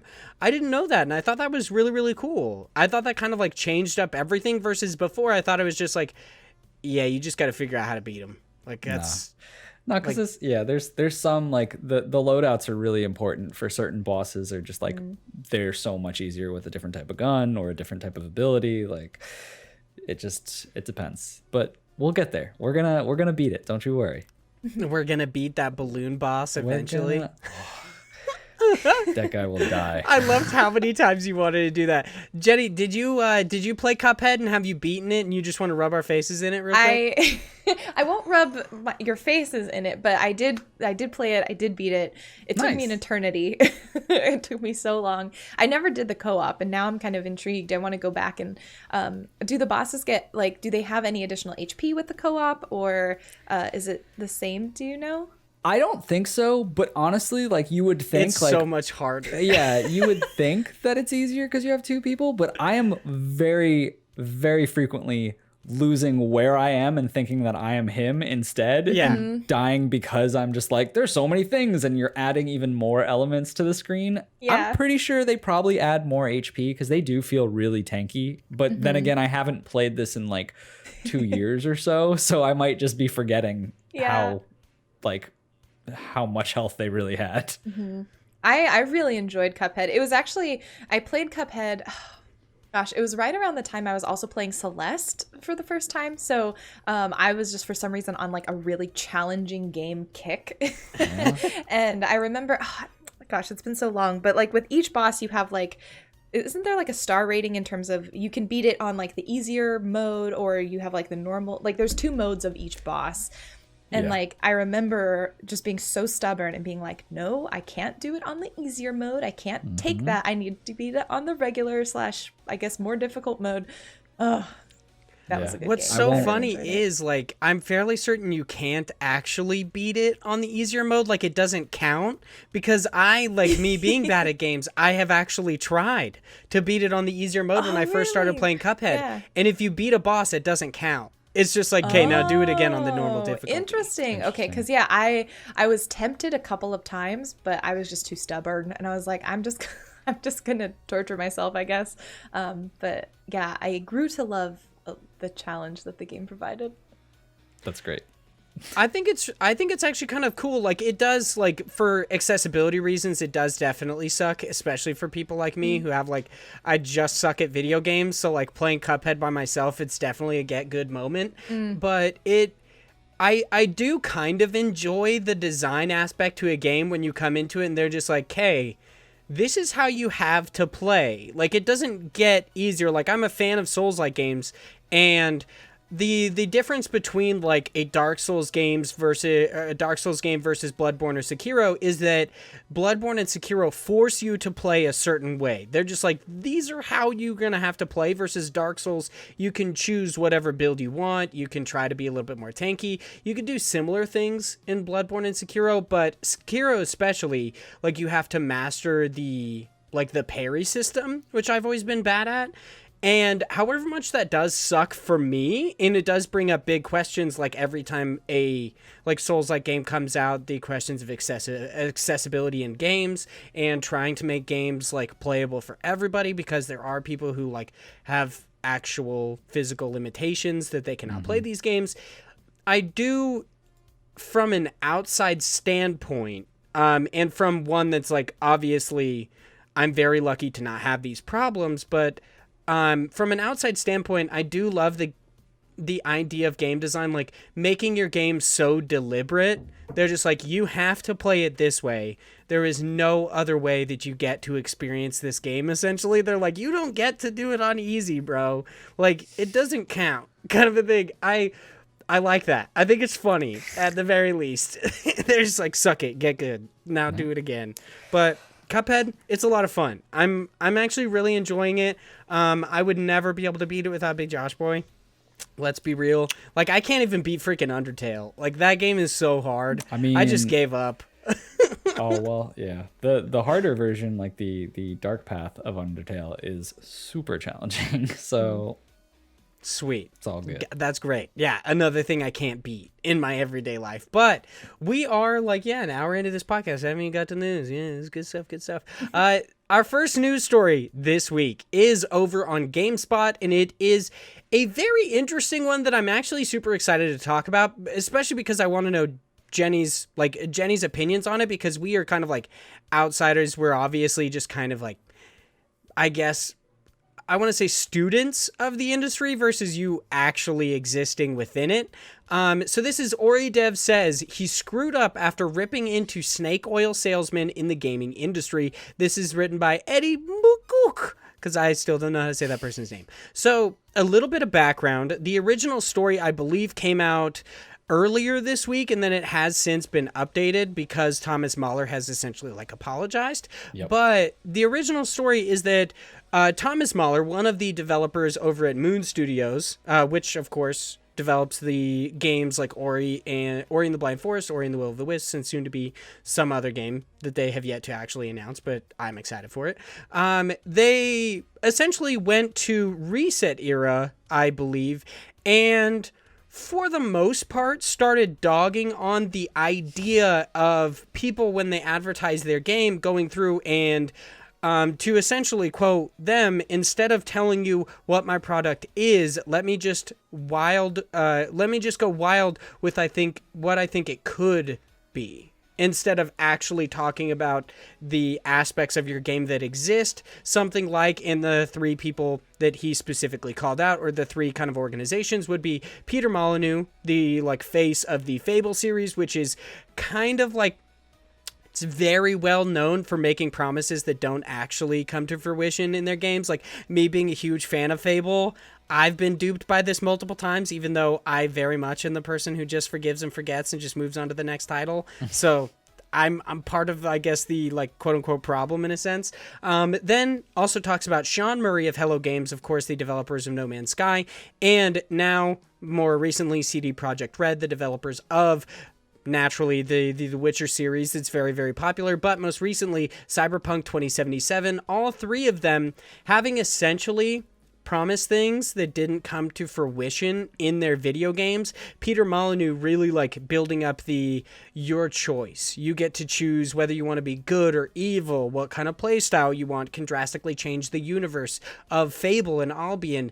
Then we have like Sean Murray essentially promising Minecraft in space. Like you can play with your friends, you can do whatever you want. It's an open universe that you decide exactly who you want to be. And then most recently, Cyberpunk 2077, which I feel like is a little bit different, because like Peter Molyneux, Sean Murray, they're kind of like, they're promising that their game just has things that it doesn't, versus CD Projekt is essentially just promising that their game worked when it didn't, at least on like current or like previous gen. Right. So since then, I kind of want to ask about this first, this original news story. Jenny, how do you feel about like Thomas Mahler? Because this is kind of like, it's a hotly debated topic, especially like the article points out Rami Ismail, kind of like talked about the flaws in logic. How do you feel about Thomas Mahler going to Reset Era and kind of calling out Peter Molyneux, Sean Murray, and CD Projekt Red about what would be like being a snake oil salesman, promising something that doesn't actually exist? I mean, I don't know him, so it's also hard because I'm just like, I don't know what drove him to sort of come out with this statement, come out with this commentary. I mean, anytime people sort of post things like this, my gut is kind of, we're all in this indie industry, so I get a little bit sort of disappointed in the way that sometimes people address things like this, because I think the nuance is lost, and there are elements of what he says where I agree to a certain extent, but some of the examples that he cites, I don't think are great. I think Rami mentioned it in his Twitter thread, like No Man's Sky isn't really a good example of this, and also why bring up an indie game that was forced into a spotlight when that team may not have been equipped to do that, versus like comparing it to a game with a huge development team, a marketing budget, like a AAA game, for example. So I think from the get-go, the premise is weak in terms of the examples that he provided. I do think that, it's something that the industry needs to learn to cope with, more so on the AAA side, I would say, in terms of managing expectations and not. It's hard because it's sort of this cycle, because I don't think any studio really goes into a marketing campaign saying let's lie to our audience base. I don't think anyone on a marketing team would want to do that, because then you just have to deal with the repercussions and it's not fun. Right. And so what I think also this take kind of misses is like just blaming developers for saying this all the time. It's like there are so many more pieces to this puzzle, and it does also tie into how are viewers and audiences, people who consume game, how are they hyping things up? How are developers letting them? How are journalists letting them? Like, there is a cycle here, and that isn't healthy, I think, that needs to be looked at. And I think like Cyberpunk, and again, I'm not as tuned into Cyberpunk. Like I'm not very engaged in that game. I'm not very interested in it. But I do think that is an example of what could have been done to set expectations and manage expectations differently on all sides. But yeah, I just, it's tough, because I think that anytime someone comes out with statements like this, a lot of the nuance is lost. And I think in this particular example, when I read it, because I read it when you sent the article over, it's hard because the examples that he provided weren't necessarily the best ones to even illustrate the point I think he was trying to make. Yeah, I think the biggest problem here, really, like, the thing is, I very much, kind of what you mentioned, believe in some truth in this argument of like, there is a bigger thing at stake here that we need to talk about, which is we need to be better at setting expectations with games, whether you are AAA or whether you are indie. I think it's really just understanding who you're talking to and having the right people saying the right message that can follow what your game really is. I think that this was a very negative approach of going about it. And I think this kind of just, no matter what you do, if you go about it this way, you're going to get the same kind of backlash, because essentially what you're doing is yelling at people who have some stake in the game for these games. Because if you are an avid lover of No Man's Sky, like, no matter how much truth there is to the fact that it was a bad thing, kind of the way they did it, and yes, there is some amount of like reasoning behind it, they're still going to back them up because you're attacking something that someone loves, right? I think the way you have that conversation is kind of in that understanding of like, yes, No Man's Sky was a pretty big flub at the start. They made it to something which is great, which is fine, but like, we shouldn't have had that whole issue in the first place. And there's reasons, like, it's not about saying like you're bad and you should feel bad. It's about saying like, well, why did this happen, right? What are the 5 whys to why this happened, and how do we avoid that for other companies? Like, what can we learn regardless of what company or what organization or what person you are, and how can you make it so that we don't have that feeling of being that, the terrible person who's just conniving and lying to you, right? Mm-hmm. And I think if that conversation had been more around that kind of tone and perspective, it wouldn't have been as much of a blow up, right? If he had used those example points, even the same points, and said like, these are specific points where there were issues and this is how we could be better from them, might have been a little bit differently. But then like, even going into kind of the next half of this story, which is his response and his apology, I think it makes sense that he kind of understood that, and he's at a position in his career where he probably shouldn't be making posts like this. But regardless, if he had that idea or that type of opinion at one point, it's probably true that other people have the same kind of feeling. But I think the conversation really is like, how do we avoid moments like this, and how do we do better by the audience that we are trying to sell to? And it's hard because I think what's really challenging, because like, I think this is almost 2 different topics, right? Because you have the ways that AAA games and bigger studios with multiple teams do marketing and PR and like let their audience know about what's going on with the game. But oftentimes with like indie games, your PR team is also probably your developer, or your PR team is like one person who also does community. And so I think the way that he compares the two, I think he, again, putting No Man's Sky and like Cyberpunk in the same bucket, I think also just leaves a little bit of a bad taste in my mouth, because they have very different contexts in which they were communicating with their audiences and the experience that they had in communicating with their audiences. And like, I do think that, you know, if you have that experience, if you have a marketing team, they should know not to lie or to say certain things. But I think, like you said, if you have a developer who is a solo or a small team, you know, who doesn't have the PR experience and all of a sudden has to like be the PR person for their game, like I could see how that explosion of hype and like attention, especially back when was that, in the 2013-ish? I don't remember when it happened. Yeah, No Man's Sky. I think it was like roughly around 2015, 2016, yeah, I something think around there. And so like, even like, it doesn't seem like that long ago, like what, 5-6 years, but I think even then a lot of devs, like you put them in that position, it's like, how do you manage expectations? Like they don't have PR training. So I think it's just really frustrating that also the two are put in the same bucket and compared in this. Yeah, I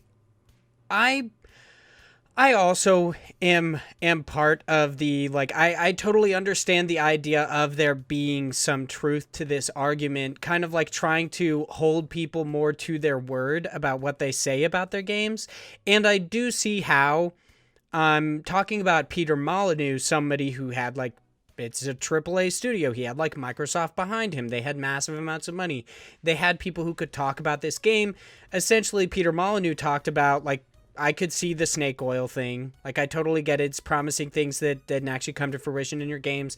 The same thing very much happened with Cyberpunk, where they, like, it was to a much weirder aspect too, where it was that they didn't want anybody to know that it was broken, to the point where they actually kept they kept like journalists from showing actual video of the game being played.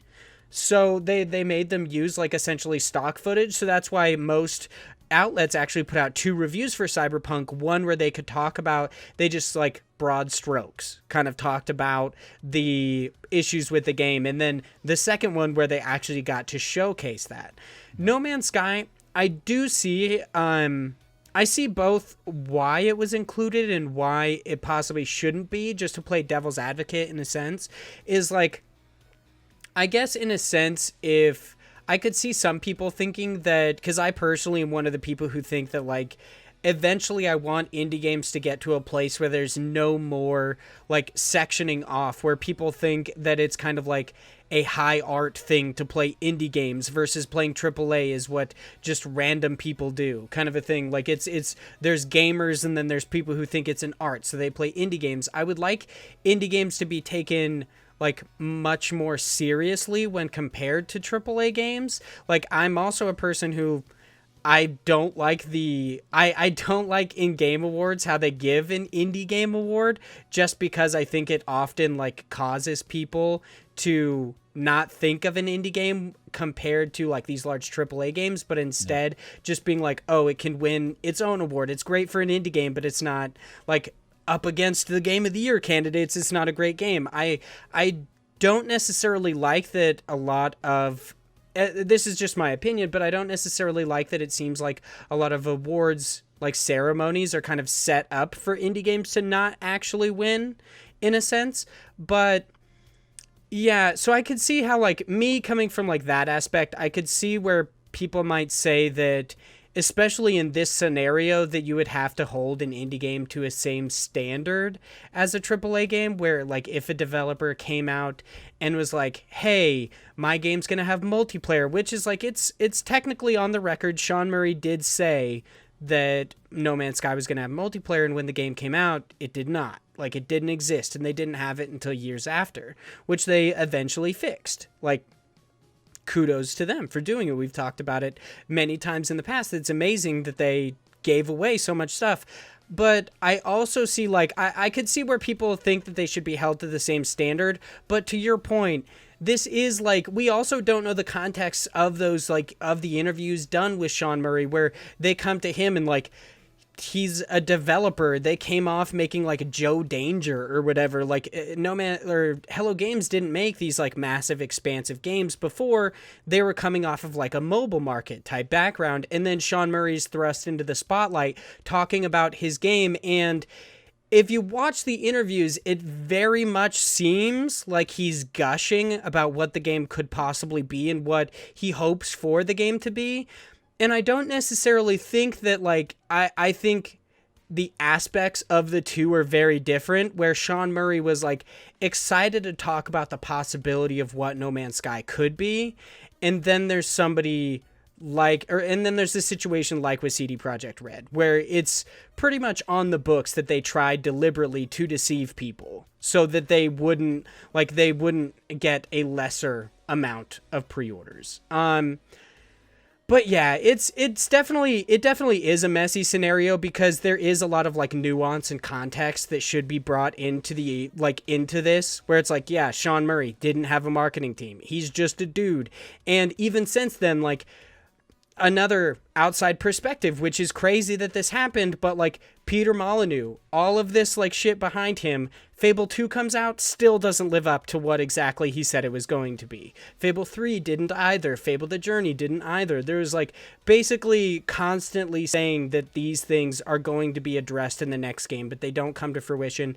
And these are like AAA developers essentially promising this, and then a team of like 15 people essentially. Like Hello Games, extremely small team, instead just buckles down and fixes their game and gives it away for free. Gives every update away for free. Is like, even if you were comparing them to the same standard, or you were putting them to the same standard, Hello Games has won some goodwill from that. They fixed their game. They, like, even if you may have thought that Sean Murray, like, quote unquote, lied about it, he really was like a snake oil salesman, you also, from that same logic, you have to accept the fact that they are the only one out of these three, at least, like, I mean, Cyberpunk didn't come out too long ago, so it's very possible that it might happen, but so far, like, Hello Games is the only one who actually changed their track record and buckled down and actually fixed their game. Like, whatever was missing, whatever they may or may not have promised, they fixed it, and they gave it away for free. They were like, you know what? Like, we messed up,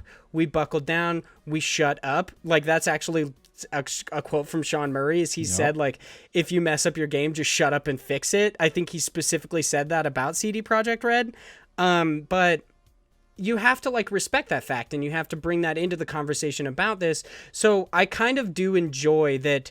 So more about this, the update is that since then, Thomas Mahler has essentially come out and said, this is the statement. They said, "Hey everyone, by now a lot of you have probably read my posting on Reset Era yesterday. I had a bit of a chip on my shoulder and talked about the downsides of the current type of culture and how developers making false claims about their products hurts not only consumers, but developers as well. At least that's what the intention behind it all. Now, a day after, I've read responses and I realized I wasn't thoughtful in the way I presented my thoughts, nor did I choose the right tone or platform for it. After I made this thread, we had a pretty long conversation internally about all of this, and I definitely didn't represent Moon Studios the way I should have. I'm a game developer, I love what I'm doing, and I enjoy nothing more than to make games that surprise people, that put a smile on their face, or that even make them cry, which Ori definitely does. There's no way that you didn't cry. I mean, I'm a stone heart and I fucking cried. So, but I'm also a passionate gamer myself.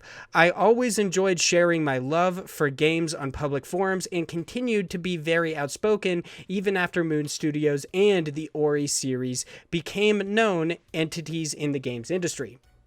I always really liked the idea of gamers and developers alike having an open discourse about games. So so that we could all figure out together how to improve the art form. Yesterday, I used an overly aggressive tone that wasn't really suited for someone in my position. My intention was definitely not to hurt anybody, but to offer up a discussion startup on current issues the industry is facing. We all share a common love for the art form, and we should always remain respectful with each other, and I wasn't yesterday. And for that, I really am sorry, especially to those that I mentioned by name. I promise that I'll learn from my mistake and wish no hard feelings towards anybody. Thank you all for lending me your ear, Thomas Mahler. And I guess I'm going to go to you, Jenny. You're obviously very well informed on this topic, especially since you have come from the side. I know I'm probably I guess inflating your ego in a sense. No, I was going to say, again, I actually didn't even know this whole discourse was happening. I was not even tuned into this part of Twitter. Neither did I. Stuff happens, especially since how he says he didn't choose the right platform. Reset Era and beforehand, I believe, I'm trying to remember what the platform was called that Reset Era was before. Shoot, I kind of forget. But essentially, they're known for being excessively toxic forums. And I kind of understand the idea of that being not a great platform to have that discussion on, because you can't exactly Twitter isn't exactly the great place for it either, because you only have 200 some odd characters, so you can't really get super in deep. Right. But yeah, I really would like to know how you feel about this response and how you think, especially coming from somebody who's in the industry, do you think that I guess because if let's say a Brian Altano, a Greg Miller, if they went to Reset Era and posted this kind of stuff, at least in my opinion, I think it would have been more accepted and there wouldn't have been a real argument about it. But since somebody that is a developer and on the other side of this and understands how hard it is for developers, especially being from an indie studio who probably had to deal with a lot of their own marketing themselves, even though Microsoft did back them, that's also a thing, I guess, that people I would probably want us to bring up. I'm wondering if, and I wonder if you think that the situation may have changed and how this exactly, how this outburst reflects on Moon Studios.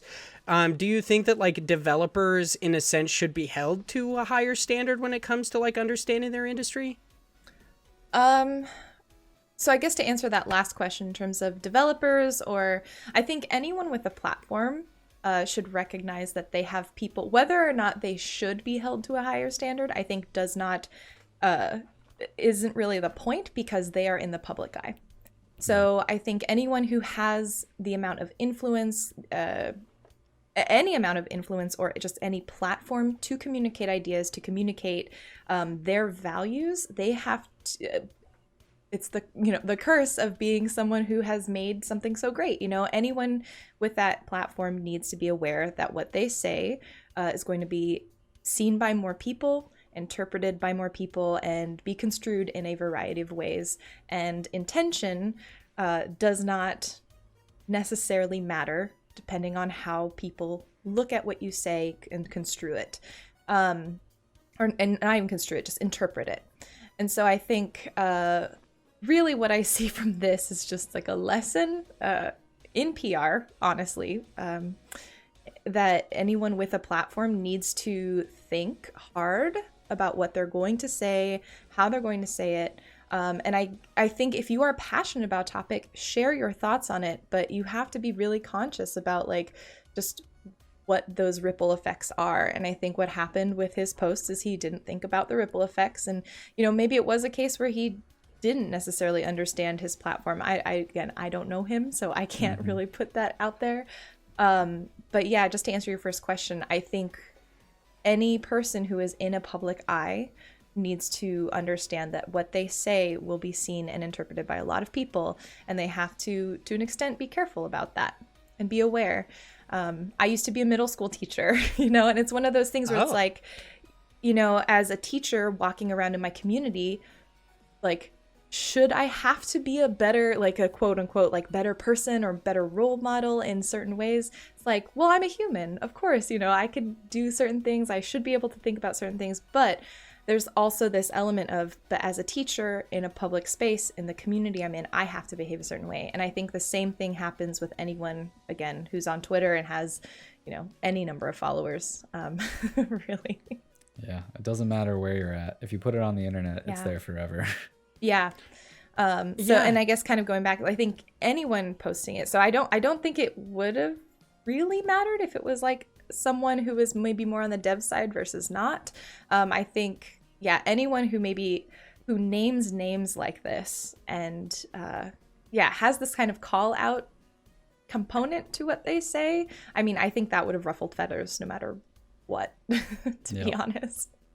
Yeah, and I like the idea of like you are human, you're going to make mistakes. That's obvious, like all of us do.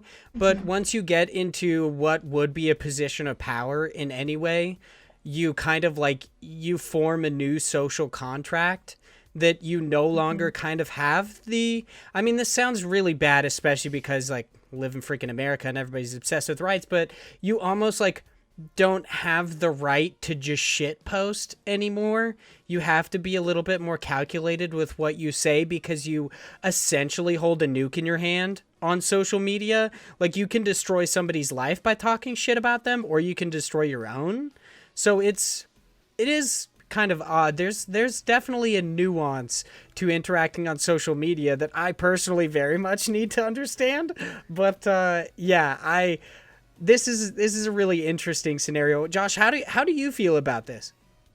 I mean, I went over a few of my thoughts a little bit ago, but I think the main point really of what I kind of like blurted as a joke of like the internet being like, you can't take it away. Like this is really a good representation of like, this wasn't an interview or this wasn't like a specific thing that was like this developer being like talking with some kind of like magazine or some kind of, you know, organization, some kind of website. This was just something he posted and people just took and ran with, right? So like your words, no matter what they are going to be interpreted a certain way. And there's lots of people out there, and especially when you become in this type of role of like being at a studio that has had a successful game, right? There are additional eyes on you than if not. But even still, like this could have been a developer for a game that hadn't come out yet, right? And it would have been the same kind of context of like, you know, upcoming game developer says yada yada yada bad things about people, and then it becomes then, like you mentioned, that social contract of like his or their company can get that kind of negative feedback. And that's why this whole thing, like, you know, even based on the way the apology was written, like this was Moon Studios being like, you need to play defense because we can't have. It does kind of seem like that. 100%. This is the entirety. This is probably the people who are more on the PR side of Moon Studios being like, you need to play defense and you need to apologize now. And like whether he felt it, you know, true or not, like needs to show some light in saying something more of like understanding that he is a representation of that that studio, right? Like I said, I definitely feel that some points mentioned are valid, and we should probably look at this in a way of like, how do we get representation to mean more when we're like trying to talk about our games? But yeah, there is the unfortunate, especially with indies, of you are not going to have a PR team, right? But I think this is a good learning point that I hope some people pick up. Probably not, because most people just forget things the next day.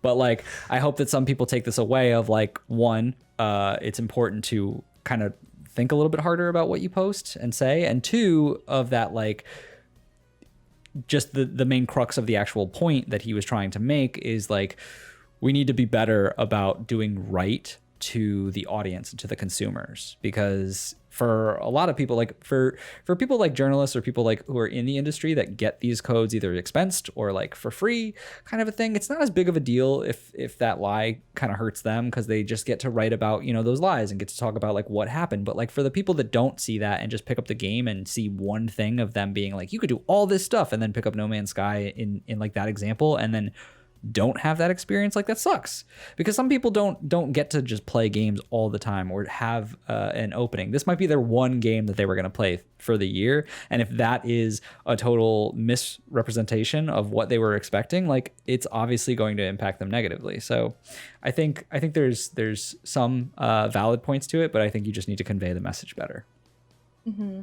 I think one thing, because when I read portions of his statement, I think the thing that strikes me that I would want consumers to know, just from the dev side, is that, like, again, I think I said it earlier, but no developer or no team, like, wants to, like, mislead their audience. Like, at least from, like, when I'm creating marketing campaigns, when I'm creating the copy for things like that with the rest of the team, it's like we are very conscious, and folks I've talked to in other studios are very conscious of really not trying to overpromise, partially because we've seen lessons from previous game releases, but also because, like, that would, yeah, I think there's this, like, relationship that he seems to feel that is kind of there, that is just like this divide between, like, consumers and developers, and then maybe journalists as a third tier, where they're, like, kind of all, like, not getting along or fighting in some way. And I feel like one thing I would want to convey is that that malicious intent that is kind of signaled in this statement is not something, at least from my experience in the indie world, is one that I've seen happen from the dev side. Like, I don't think I've experienced any developer at any of the events I've gone to and talked with. Nobody wants to lie to their audience. They want their audience to know what's coming up so they can enjoy the game. So I think that's something that as players look at stuff, understand marketing is marketing. I mean, in any industry, I think marketing has a bad rap because you do have to create a story, and sometimes that story in the marketing beat does not necessarily match what the product is, and that isn't okay. But for the most part, that is not the intention of what developers do from my experience. Yeah, and that, like, crucial piece of context, like, one of the things that we seemingly have yet to bring up, especially about the No Man's Sky scenario, and we'll move on in just a second to a news story, because I imagine people are like, oh my god. Yeah. But it's that, like, near the end of this, it wasn't just Sean Murray. Like, Sean Murray did a handful of interviews, but PlayStation, like Sony, actually did a lot of this, like, marketing for Hello Games near the end of it, because it was associated with their brand. And it's like, for the most part, after everything kind of blew up in their faces, they just, like, faded into the background and just didn't really take any blame, or didn't really take any... They didn't take responsibility for kind of what they helped create.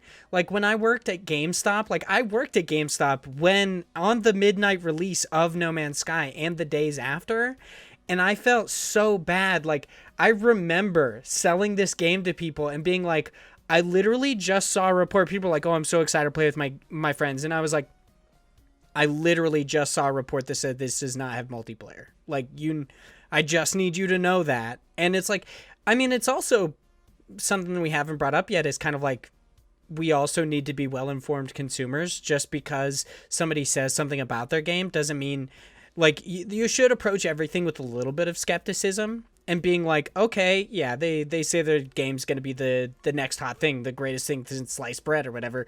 But maybe, like, take a second and be like, I'm not going to get caught up in the hype. I'm going to check a review or two.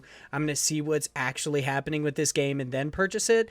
Because, like, otherwise you get this stuff where, like, I'm not even joking. I was literally telling people, I was like, dude, this does not have what you think it has in this game. And they were like, you know what? Like, I'm going to buy it. I'm going to check it out. And, like, GameStop has the return policy of, like, if you purchase a new game, you open it, it's yours. I can't take it back. And then I would see those same people come in, like, the next day and be like, I'm extremely dissatisfied with this product and I want to return it. And I'd be like, I mean, sadly, I was that person who's like, sucks to suck, dude. I literally told you about this last night. Like, I'm sorry, but, like, I can't return it. I felt so bad. But yeah, there's there's a lot more to this than, like, it almost seems like it should have been like how everybody says, if you want to, like your grandma says, if you want to write a mean note or whatever, you want to say some shit about people, write it in a note and then put it in a drawer and see how you feel about it the next day. And then if you still feel like that reflects what you were thinking and just in general, then mail it, because otherwise you're going to regret it.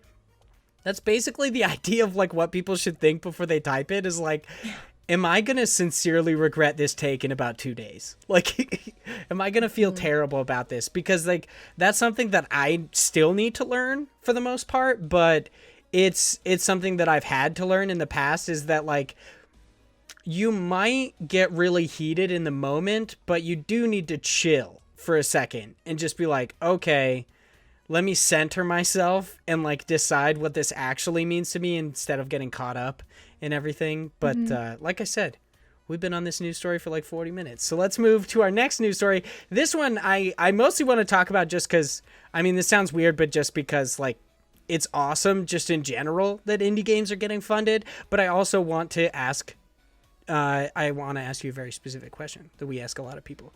But this is over on Nintendo Life. It is written by Kate Gray, and it is, I don't know how to say this, Kowloon Nights is Kowloon. Okay, there you go. Makes way more sense. Kowloon Nights is funding 23 new games, including ones from teams behind Spiritfarer and Oxenfree. It's a big day for indie game fans, as games fund company Kowloon Nights dedicates $100 million or 73.2 million pounds, maybe? I don't know. That might be euros. I still have no idea what that currency symbol is. Towards 23 upcoming and unannounced titles. The studios that will receive a portion of that $100 million include Thunder Lotus, Spiritfarer, Night School Studios, Oxenfree and Afterparty, Sabotage Studio, The Messenger, and some studios are being funded to create their very first games, such as a surreal RPG, She Dreams Elsewhere, which Josh is very excited about. He often talks about it. Cutesy Stardew-like game, Garden Story, and a game called Project Kefka by FKK Cloud or Fuck Cloud. That kind of seems like what that's meant to be, is Fuck Cloud. I'm just saying. Kind of. Which is a hack and slash dating sim inspired by Persona. So obviously, like, this is, I think it's awesome that they're receiving funding in any way, especially because like Kowloon Nights basically said they promise full creative control to the developers with flexible repayment and no 100% recoup period. I do think that was kind of like an interesting thing to put, or an interesting thing to include, because typically like when we hear about people gaining funding from different places like Kowloon Nights or something, you don't often get to see the like back end of it, where it's like, no, they have to repay them. Like it's more of a loan than it is just like a grant in a sense. So I think that's really interesting, but obviously like Garden Story, they are being published by Rose City Games. But I do, the one thing I really want to ask you when it comes to this story, Jenny, is what is your definition of an indie game? And because I want to ask this mostly because there are people who think like this kind of a scenario, essentially getting some sort of outside help makes Spiritfarer, makes like Oxenfree, Afterparty, or whatever comes out of this, they believe it no longer makes them an independent studio, that they're now in some way tainted, I guess is like a weird way to put it. But what is your definition of indie? So just also full disclosure, when I saw you include this story, because I am, the studio I work for is Rose City Games, and I'm actually one of the advisors at Kowloon Nights, so this story is near and dear to my heart. So I work at both Kowloon and Rose City, which both have parts to play in the story. But to answer your question, so to be honest, it's so nebulous. Sometimes I think about indie game, I think ultimately for me, it's a hard question to answer. Yeah, feel free to take your time. Finding outside sources of funding, I don't think makes an indie game not indie. Many games, like unless you are self-funding a game, like you are going to have to find an external source of some sort to make games happen, especially games with the standards I think that a lot of consumers have in terms of maybe just different graphic styles or the scope of story that, or features that need to be included. We hear about these solo developers who create games on their own and do these amazing magical things, but that is the exception rather than the rule. And the rule is that generally you need money and a team to make any kind of game. And so I personally don't think, and again, this definition also will change depending on who you ask, and sometimes even time of year, if the moon is full. But I don't think getting external sources of funding, like from a group or a fund such as Kowloon, negates the fact that these are indie games. I think for me, and again, this is so nebulous, but the element of creative control that a developer has for their title, that makes, there's an element of indie-ness in that, but there's also, like, you go to, and if you have a publisher, you're still indie. Like, you get into publishers like Devolver and Annapurna, they have games that they publish that they also have, as publishers, a certain amount of creative input because they are doing the publishing for that game. But I would still call like Florence an indie game, or like The Outer Wilds is still an indie game, even though they have a publisher and, they have that external source of funding and money. So, I honestly don't know how to answer this question. It's a debate. I'm in a couple of Discords with like community managers and with other folks in the industry, and it is something we talk about like at least once every 6 months. Someone will be like, PS, what do you all think is indie now? Because I would say there's a certain element of team size. If you get to studios that have hundreds of people working on a title, that kind of pushes it sort of out of the indie range. But yeah, I honestly need to probably sit and like think about this a little bit more because I don't really have a solid answer for that. You're good. We literally had to do an entire episode about it. Our episode 100 was like, what is an indie game? What is people's definitions? It's challenging because I think what's really kind of nice is that because the ability to create games is now so accessible, it has forced the definition to broaden. So yeah, I feel like, because now we're also seeing this category of like AA or III, kind of depending on who you're talking to.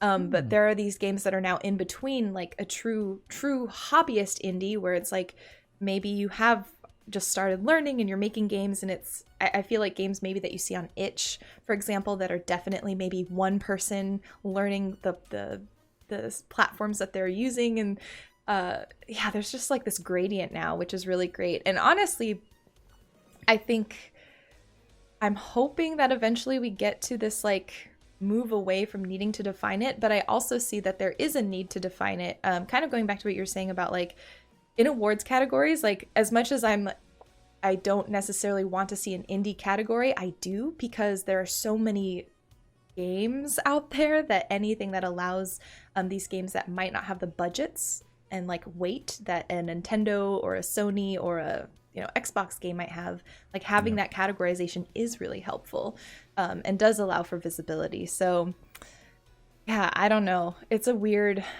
time, but it's like a good time because I mean, all I know is that it's a lot of really good games are being made. So yeah. So my answer is I don't have an answer. I think that's the best answer, though. That's honestly fantastic, because like when you think about it, like of course other genres, I guess, if you want to call indie games a genre or like just a subcategory, because it's like it's very encompassing of like multiple genres, but like all of them pretty much stay the same. There are small changes to them, but you still understand what an adventure game is. You're like, when somebody says a point and click adventure, you're like, okay, I know exactly what that is. Like it totally checks out. Versus indie games, like there's so many things that constantly change it. that it's like the invention of something like Kickstarter can then change it, because then it's like, oh, they got funding, so are they still an indie game? Like you brought it up, the size of teams, like there's so many things that can change people's definition of an indie, and this is something that we brought up in our interview with Josh Nichols that's going to go out live, I think, on Retroware, which we're pretty excited about. But like, it's something that I brought up, is that instead of like basically the idea that like we as people who love indie games, we need to like not be as rigid with our definitions of what it is and be more fluid. Like you said, like every 6 months you kind of bring it up in these different things, and that's because it's constantly changing. Like it's very possible that when what you considered indie, like your original opinion of indie, like with Braid or with Spelunky kind of a thing, when indie games were first kind of just bursting onto the scene, it's very possible that your definition is stuck in that time. But people have to realize that there are so many more opportunities now, being like 5 years later, 10 or not 10 years later, but like 5-6 years later, that now there are places like Kowloon Nights, there are places like Devolver Digital, there are all these different ways for indie developers to succeed, and people just kind of need to like, it's kind of like we need to change because they are changing. We can't continue to be this like this wall. We can't wall off our definitions of indie anymore. We have to be more okay with being like, it's kind of weird, but like just because something is published by EA in their EA originals does not mean it's not indie anymore. It's still something like they backed it, but it still has, like, you can feel it. Indie games, like we often talk about it, is like you can feel the difference in an indie game versus a AAA game. And I don't mean that in a derogatory way. It's just there is a different approach to game design, and like the air of an indie game is much, much different. So I guess that's, just to back up your point, it's just so nebulous. I say that all the time. It's just so nebulous. We've talked about it a bunch, obviously, since that's what our podcast is about. Like, surprise, surprise. But I think the main thing that I always go down to, because, it's really tough with many variables that you could think of, but like, is about the passion of the actual game, which is hard to equate, but in a lot of ways is more of the creative freedom and like the identity of the game, and like the liberty that studio has when decisions are made. And so I think with things like Kowloon, it's more likely that if I saw something like this, I would say, no, that's definitely still indie, because this is a great definition of like someone helping them so that they can achieve their vision, right? They're still in charge of a lot of those decisions that they have to make. This is more of just getting that money and having an ability to then pay it off once their creation is done, right? This isn't something like a getting bought out by a bigger studio and then the bigger studio saying like, well, now you have to change the game to do this, this, and this because it'll have a wider market appeal, right? And I'm sure there's still some degree with that with Kowloon. I don't officially know because I don't know anything behind it, but like it seems very much the same of like, we trust what you're doing. We picked you and approved of this because we believe in the game that you're creating. And for that reason, like, do what you do best and then give us money back later. Yeah, it's hard because it's also, even because like as someone who used to make a lot of rubrics for like when I was teaching with English essays and stuff, it's hard when you have like categories like passion are tough because like even I say this all the time where I'm like, oh, hey, you can feel the passion in indie games, but also at the same time, it's like, well, people who work on AAA games are absolutely passionate about their titles too, which is so challenging. But yeah, it's hard. It is hard to define, and it does have so many variables. And part of me, and it's so difficult because like I have made like most of my career like saying like with the statement like I'm advocating for indie games, but I'm at a point where to an extent it's hard for me to like to say, it's hard when I'm like, do we I hate that we need the word indie sometimes. Like I wish just regardless of size or team or who made the game or how much the budget was, and we could just look at these games with sort of more like from the neutral standpoint, I guess, or more equally. But I do see why, of course we're human, we need categorization, so I see why we need it. But it's such a nebulous term that sometimes I wonder why. Like, why do we keep trying to define it? Why do we? We've talked about that before, and we've literally said like, indie is kind of pointless, like, which is a weird thing coming from us, but we're like, we don't really need it. Like, we could. Like, you could just say games. Like, we have genres for games, right? If someone says an indie game, like, it's not going to tell you what it really is. Like, that's the whole point of having genres or these definitions, right? So it's like, in some ways, saying a game is an indie game doesn't really mean anything. It just, because everyone has a different definition, right? Like, yeah, I feel like the word indie is not necessarily losing its meaning, but it means so much more. So again, it's like, I do think we still need the term for like essentially marketing purposes. Yeah. Because again, with discoverability, it allows these games to be separated so that you can see them a bit more clearly than the AAA big budget titles. But at the same time, it's like, I appreciate having the category, but I also hesitate when anyone takes it too seriously and starts debating like, no, an indie can only have a budget of X amount and can only have a team that has 10 people or less. It's like, that doesn't matter. It really doesn't. We've literally had this discussion before too. Like, all of this, we talk about it so much. Yeah. It's so funny.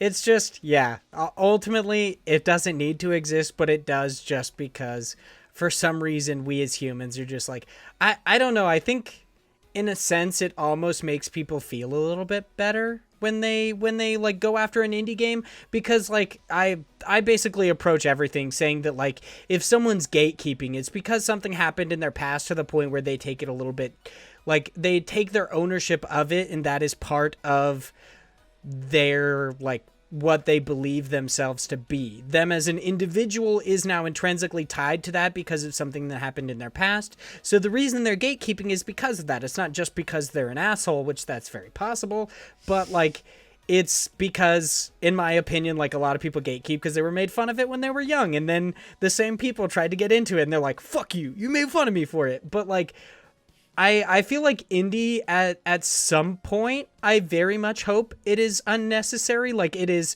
100% unnecessary now, but it is almost like a way for people to, I don't know, it almost seems like a way for people to categorize themselves as a higher form of gamer, where they're like, like I said earlier, it's kind of like a weird high art versus low art thing, where they're like, this means more because it wasn't developed at Ubisoft. And it's like, it doesn't, but it's like we convince ourselves it does. It's very weird, but 100%, I very much appreciate you being an advocate for indie games. It's very much what we're trying to do right now as well. So I think it's amazing. But it is time, since we have heavily covered these two news stories. Didn't believe we were going to, but we very much did.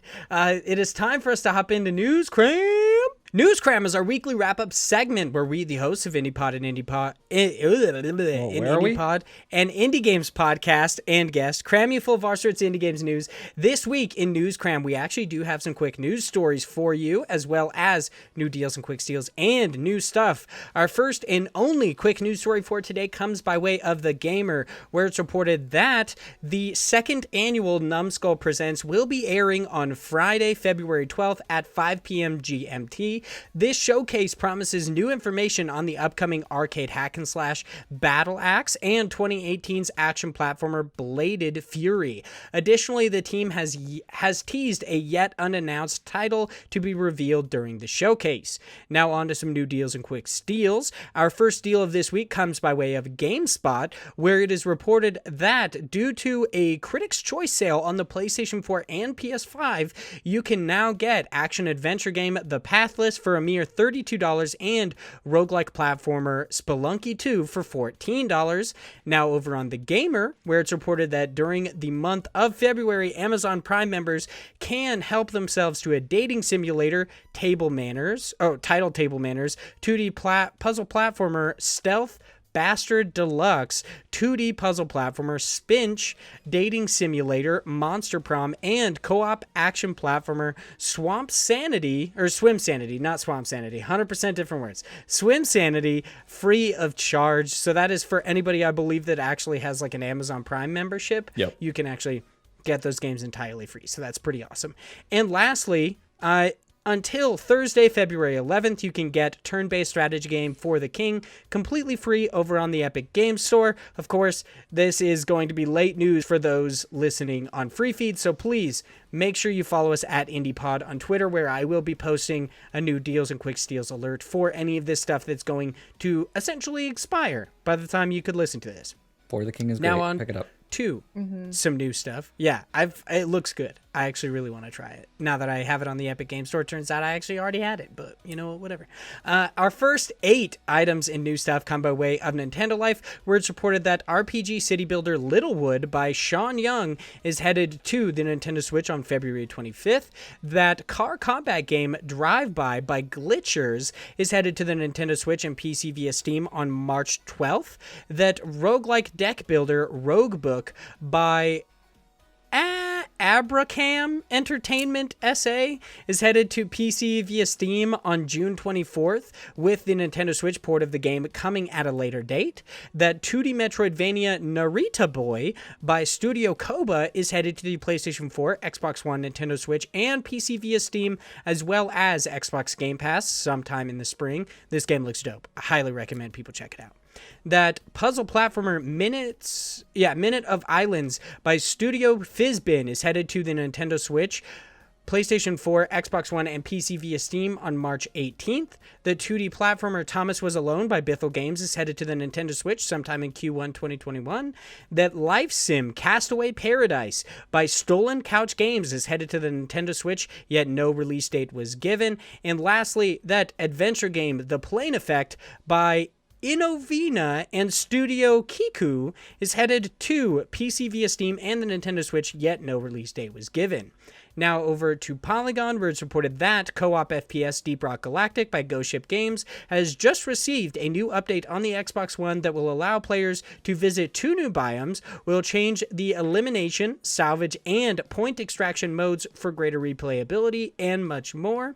Now over on Twinfinite, there's a lot of news, Cram, by the way, obviously. You guys noticed. There's a lot of news story I linked. Now over on Twinfinite, where it's reported that 2.5D horror game Sense, a cyberpunk ghost story by Suzaku, is headed to the PlayStation 4 on February 12th and supposedly will not be censored, which is cool. That JRPG Chris Tales by Dreams Unincorporated and Sick. I'm going to say that is Sick now, but I have no idea how to say that developer name. Finally has a new release date and will be hitting store shelves on July 21st. Over on The Gamer, where it's reported that strategy game Factorio by Woob Software Ltd. is getting some new content in the form of a major expansion, yet no release date was given nor details, but seemingly that's going to happen. They don't have any thoughts on a sequel or anything, so it looks like you're mostly, if you're a fan, just looking forward to the expansion, which might come out within the next year or two, seemingly. That Monster Tamer Ooblets by Glumberland has just received a new update titled Wildlands that will give players a new area to explore, new quests, new recipes, and much more. That 2D action roguelike Ravita by Benstar is headed to Steam Early Access in March. That roguelike deck builder Slay the Spire by Mega Crit Games is now available on Android and costs $9.99 on the Google Play Store. And lastly, the 2D action platformer Dog World by Lateralis, I don't know, is headed to PC via Steam on March 18th with a Switch port of the game scheduled for later this year. And this is really the last one. To round out the group, over on GameSpot, it is reported that 2D Metroidvania Vigil the Last Night by Glassheart Games just received a new update titled The Bounty of the Night, which is meant to polish several of the game's features, such as the map, and rebalance some weapon types. But that's not all. It also adds over 50 new items, more documents to expand the game's lore, and much more. So, now that we have been blessed with so many amazing indie game news stories, it is time for us to give back to the creators in God bless the crowd. This is where the biggest of average Josh boys hops over to all sorts of crowdfunding sites, finds something cool for us to talk about, and we do just so. This week we are hopping over to Kickstarter, talking about a game called Beacon Pines, which is described, Beacon Pines is a cute and creepy action or adventure game where the words you discover can change the course of fate. The developers are looking for $30,000. That is their goal. They currently, at the time of this recording, have $30,285 with 699 backers and 25 days left to go. And of course, the developers of this are Hiding Spot Games with the first little bit, the first tier to actually get in. The game itself, I believe, is $18 or more. We'll get you a digital copy of the game, your name in the credits, and special backer role on Discord. Obviously, in their Discord. So, Big Josh Boy, what do you think about Beacon Pines? Yeah, so I picked this one specifically because I was like, what's the most wholesome looking one I can find for Jenny? And so I found this one. Appreciate it. Of course. I really like this. It's definitely not like my common style of game that I would pick, but I really enjoy the fact that when you're playing this game, you're playing as both, they say the narrator and the main character. Like you're reading a book essentially for this. And so you're both that narrator and also playing as the character inside the book. And so you're able to find these different words. So like things like in here we have tickle, we have chill, we have strange in the little GIF in here, and you can pick those different words to change the story. And they also play into the fact that you should be having a sense of replayability of like going back and changing it and seeing kind of the differences in it. And I really like that. Anytime a game has those elements of you know, choose your own path or like change the story based on those actions or those things that you want to pick, whatever it is, like I love incorporating this. And I just like the idea of this book and trying to figure out what's going on, like what's the mystery behind Beacon Pines, which is the actual fictional area in this story. I don't know too much more about that. I didn't check out the demo, but just looking at it, it seems very much not really point and click, but I don't anticipate there being much more other than like exploring different areas in that world and it being more of a narrative thing. But it still looks pretty cool. I like the animation style to it. The actual, like the characters all look super cute. I don't know. It looked wholesome, and so I picked it. Yeah, I actually played the demo just the other night because it's a part of Steam Festival, and they had reached out because they said their Kickstarter had recently started and they wanted to, they were just like, hey, if you could check out our Kickstarter, that'd be cool. It's like the most, it's not quite like a roguelike, but there is sort of this element of you play to a certain point, and then in the demo at least you hit kind of this place where you can't go any further and your character sort of goes back. But in going back, you unlock different things that you can use, different words that you can use that elicit different reactions. And so I think that is really cool, that element, like you said, of replayability, that you can go in, use different words, and potentially unlock more words depending on the combinations that you use. Yeah, I think it's got a really interesting premise. Very like, I think someone else posted this. I think it was either on their Kickstarter or on their Twitter, but someone called it like a Twin Peaks meets Winnie the Pooh situation, where it's just like there's this like really eerie stuff that's happening. Like there's something in the demo where one of the characters essentially gets like kidnapped, and it's very weird, and you're like, this is kind of dark, but it's in this like very like fairy tale, like Winnie the Pooh-esque world where you have all these cute animals that are talking, and yeah, I'm excited to see more from it. Yeah, I also enjoy the idea of like replayability and your possible like kind of choose your own adventure book that this is. The thing that I really hope from it is that recently we did our like spoiler cast for Night in the Woods, and it seems like very similar in a sense of it like being an adventure game with like dark roots, but also in this kind of like cutesy era. And I think that the two kind of like draw ties to each other. The one thing that I truly hope from this game to really at least allow it to succeed in my book is to kind of like, I don't want to say get into it, but get into it a little bit faster. Night in the Woods takes so many chapters to really get into the mystery and like really ingratiate the player in a sense of like something is actually wrong. Like, yeah, you find an arm, but they really don't give a shit about it in like the beginning. So I really hope that this game kind of like immediately steers into this mystery of what's going on here. And I really wonder how I'm assuming this is probably going to have multiple endings, considering that you can essentially choose your own adventure. But I think it's really cool, and seeing the different ways that it is actually formed. I loved that in the trailer it had like the couple of choices, and it was like, oh, and God responds with, or your dad responds with, and it's like rain, and it just starts raining. She's like, all right, well, fuck you. Like, that was messed up, kind of a thing. I think that's really cool, and it reminds me like very much of like how Josh talks about Hades, where it's like, it seems like it's possible.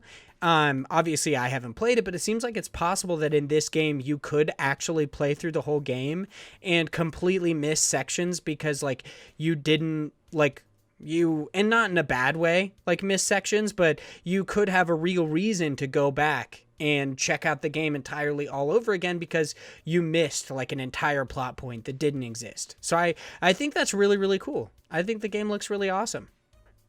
Plus, the art style is fantastic. I love it. It's looking awesome. So, any last little tidbits that anyone wants to hit on before we move on to our listener questions? No? Okay, cool. The good thing about this is they've already met their goal, which at the time of picking this, they hadn't. So I'm super excited that they've gotten a large amount of funding really quick. But if this seems like, your kind of thing and you want to pick it up for $18, which is probably cheaper than what it actually will be, it's there for you. Yeah, absolutely. And once again, this is over on Kickstarter. It's called Beacon Pines, so make sure to check it out. But it is time for us to hop into our listener questions. And once again, Jenny, if you feel uncomfortable by any of these questions, feel free to not answer them. Yes. Just apologies for our rowdy group. Yeah, this is definitely my fault. I could have changed it, but I decided it would be funny. But it is far more nerve-wracking than I thought. So Chris Penwell writes in and says, what is your secret to them thick muskies, Josh? What's your secret? Stop giving this notion of me having big muscles. I don't. I have average-sized muscles. Please stop. Oh, as you show off them thick muskies? Sure, dude. I see them pythons. We get it. No. Secret is just fucking, I don't know, eat healthy and work out a lot. Yeah, I was going to ask, like, Jenny, I mean, Josh often talks about how, like, he plays Ring Fit Adventure, and he once showed me this weird-ass Bowflex thing that he bought that he doesn't like on Kickstarter. But, so I want to ask you, do you have, like, kind of a quarantine, like, workout routine that you go through? I do. Just Dance has been a savior, lifesaver. Nice. I have it on Switch, so it's a little awkward because I have to hold the Switch controller. But Just Dance, Ring Fit, honestly has been great. Although I have to admit, I'm so lazy that like getting the ring and like the thigh strap and everything, I'm just half the time I'm so lazy I don't even do that. So that's why again, Just Dance is better because like the Switch controller is right there. And then also I've been getting into Beat Saber, which the BTS pack, I'm a huge BTS fan. So as soon as they got that, I was like, all right, I'll play Beat Saber. You have K-pop. That's good. Wow. It was the one prerequisite to get you to hop into Beat Saber was K-pop. Yeah, okay. The KDA track was there, and I was like, this is cool, but, it's just one song that I'm really into. And then once they got K-pop, I was like, okay, that's pretty awesome. I want to get a VR setup so bad, and it's literally just so I could play Beat Saber. Like, that's all I want. It is the only game that I really have played. I played Moss, which was lovely. It's a great game, but the only game I really play is Beat Saber. 2 games I really want to play. I totally like VR is such a cool thing to me, but I just can't justify investing in it currently because I'm just waiting for something really cool. But Beat Saber and like Falcon Age and Moss, they look so cool. I want to play them. Of course, Falcon Age I could just play, but it's a little bit different. But Chris also, I'm not going to answer the thick muskies thing because I'm just a little chalk, so like nobody wants to know. Then Chris also asked Vaughn, who is your biggest inspiration? I feel like this is a good question for just all of us, but I guess I'll go first since it was initially directed towards me. I find it actually kind of difficult to answer this question.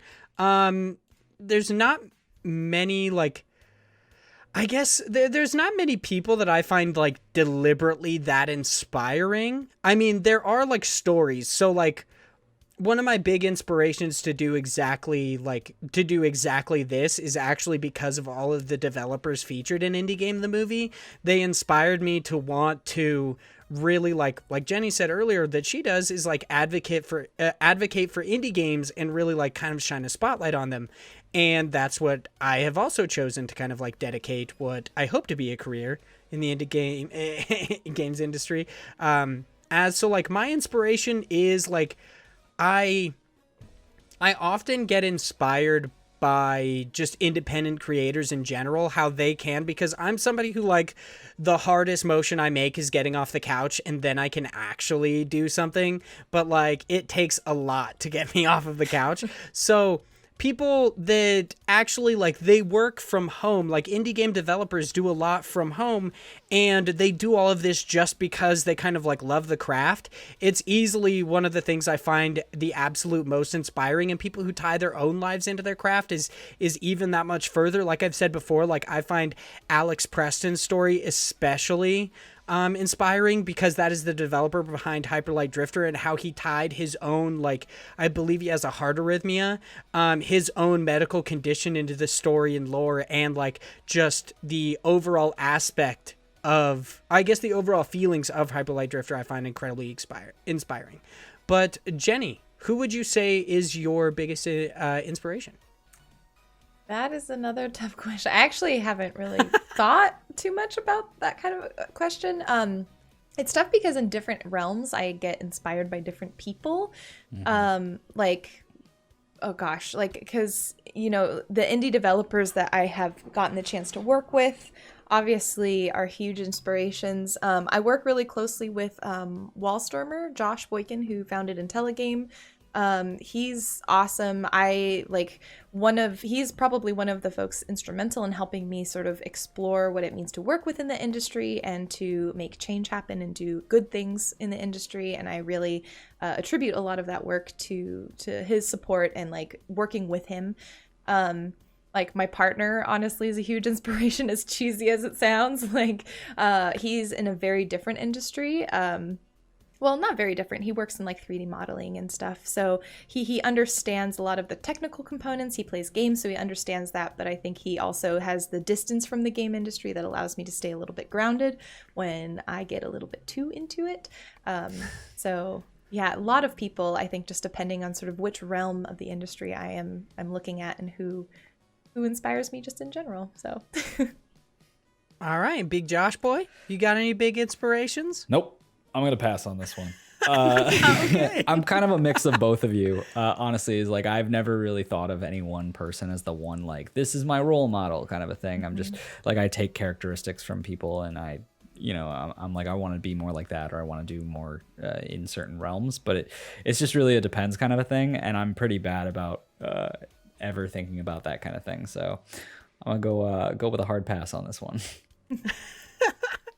All right, Chris also writes in, I feel like this was just a joke question, but I'm going to answer it seriously. Which came first, the chicken or the egg? In my opinion, mutation happens at childbirth, essentially. So I would assume that whatever predated a chicken actually birthed a chicken. So they were like a different species and then birthed an egg, which hatched a chicken.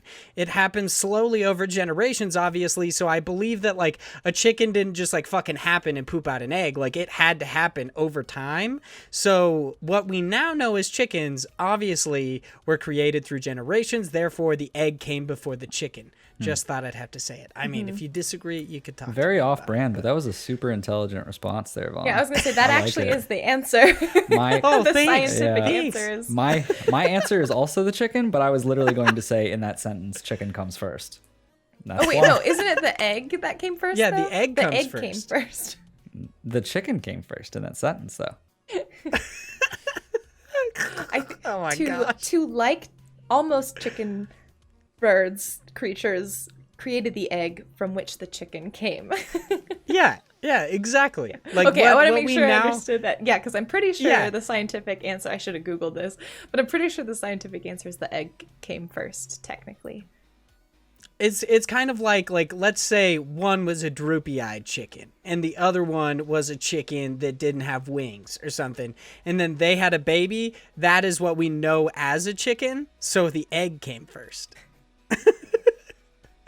Essentially is my opinion, but apparently it's a more hotly debated topic than I thought. So go beyond my specific podcast, and I just wanted to let you guys know this was not me. Chris also wrote in this one, so go beyond a My Hero Academia podcast. That's my Hero Academia podcast writes in and says, how do you go beyond in your life? Essentially, the idea of going beyond, if you're not a fan of My Hero Academia, is just basically surpassing your limitations, like doing more than you thought you could possibly do. So Jenny, in your everyday life, how do you kind of like surpass what you previously thought were your limitations?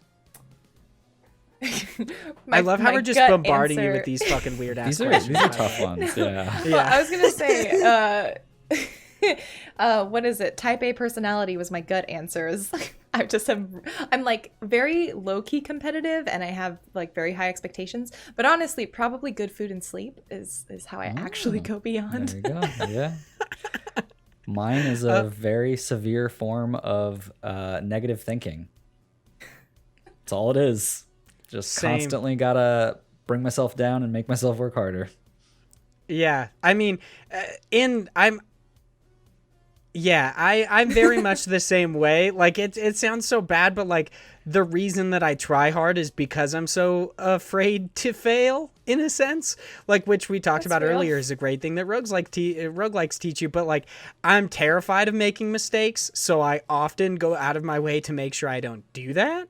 So there you go. I mean, obviously, this was a weird question in general. Like, I don't actually think there's anything in my life I do that goes like that surpasses what I possibly could be doing.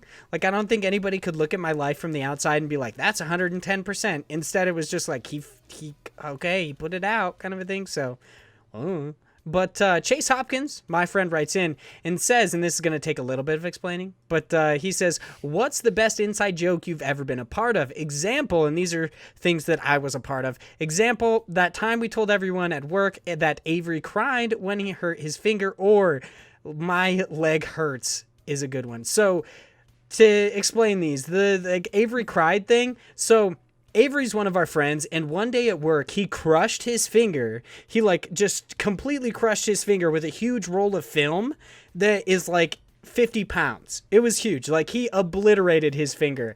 And he was just walking around so calmly with his hand. Like, it looked like a Go-Gurt. Like, there was a little piece of meat coming out of his finger, and I almost threw up. It was so gross. Jeez. And, like, he was just walking around so calmly about it. Like, it was like one of those scenarios where everyone around him freaked out, but he was totally fine.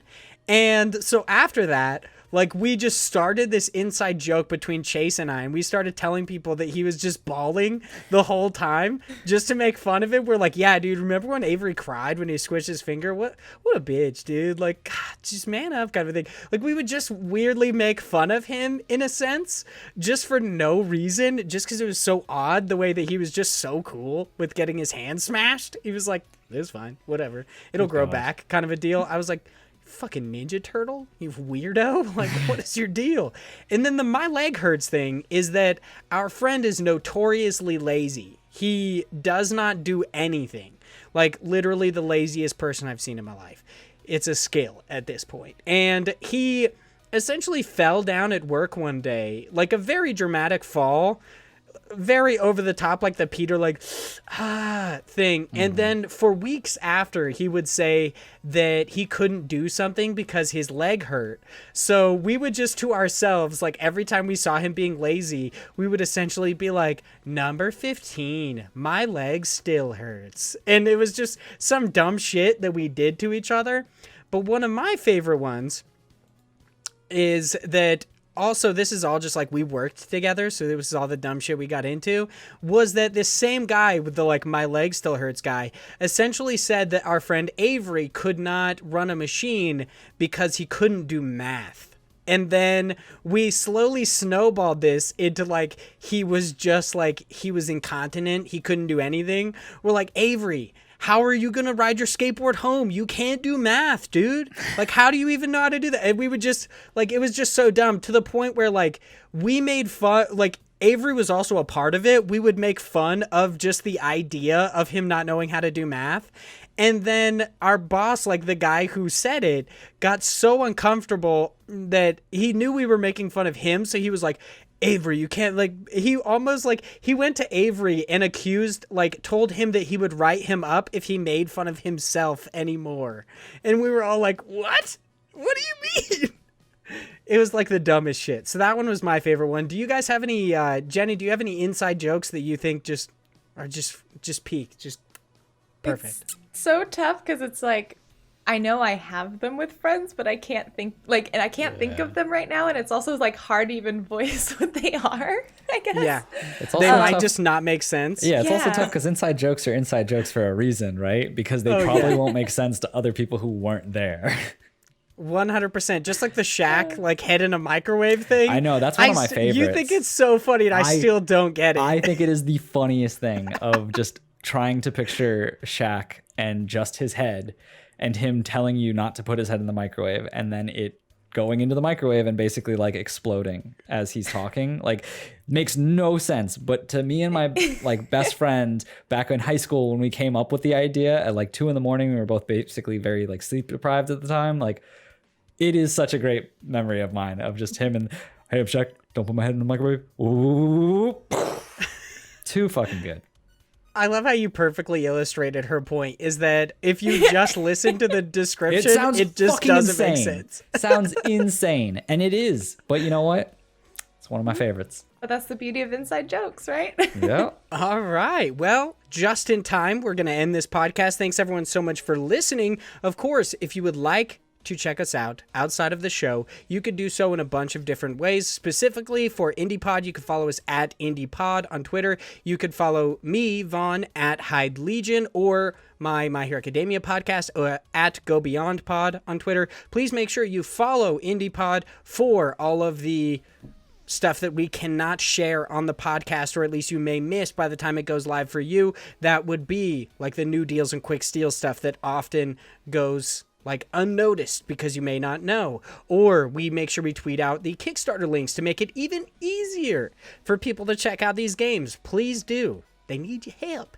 So make sure to follow us at IndiePod and at Hyde Legion. You can follow Josh at _George90 on Twitter, and he has I believe is twitch.tv/the_George for his Twitch streams when he decides to do them. Jenny, where can people find you, and what would you like to shout out? Folks can find me at Kimchica25 on Twitter and just at Kimchica on Twitch. So if you want to hang out, that's where I create content. Awesome. And make sure to check out Rose City Games.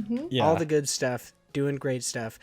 That is it for this episode. Thank everyone so much for listening. Of course, one last time, our housekeeping is please check out the Yzma, the Deadiest developer interview. That goes live Wednesday, one day after for patrons, 2 days before for plebes. So please make sure to check it out. It seems like an interesting one, especially because we don't know what that person's name is. Please check out the IndiePod store for our t-shirts and stickers, soon to be other merchandise. Check out the IndiePod YouTube channel for Josh's Omori review, these video episodes, and soon to be more stuff like VODs from our Twitch streams that we do on Thursdays. So please go subscribe at IndiePod over on, well, it's not at IndiePod, it's just IndiePod on YouTube. Please leave us reviews on any sorts of platform that you can, specifically iTunes, because it supposedly helps. I wonder if that's like hurting people, like actually, you know, giving us reviews because I say it supposedly helps. I don't know. I'm just going to say it. I think it does, for what it's worth. Yeah. Once again, we have another person saying it does. So seemingly it does. And thank you so much to our patrons. We'll see Mixomatosis, a.k.a. Mix, Zach Durham, Chase Hopkins, Phil Apparent Shaw, the Wombat Emperor of Australia, Chris Penwell, drinking so much tea it actually kind of bothers me, Josh Nichols, Active Josh, and Mr. Sam Fillion from Canada. Thank you all so much for being patrons, so much for existing, and we will talk to you all next week.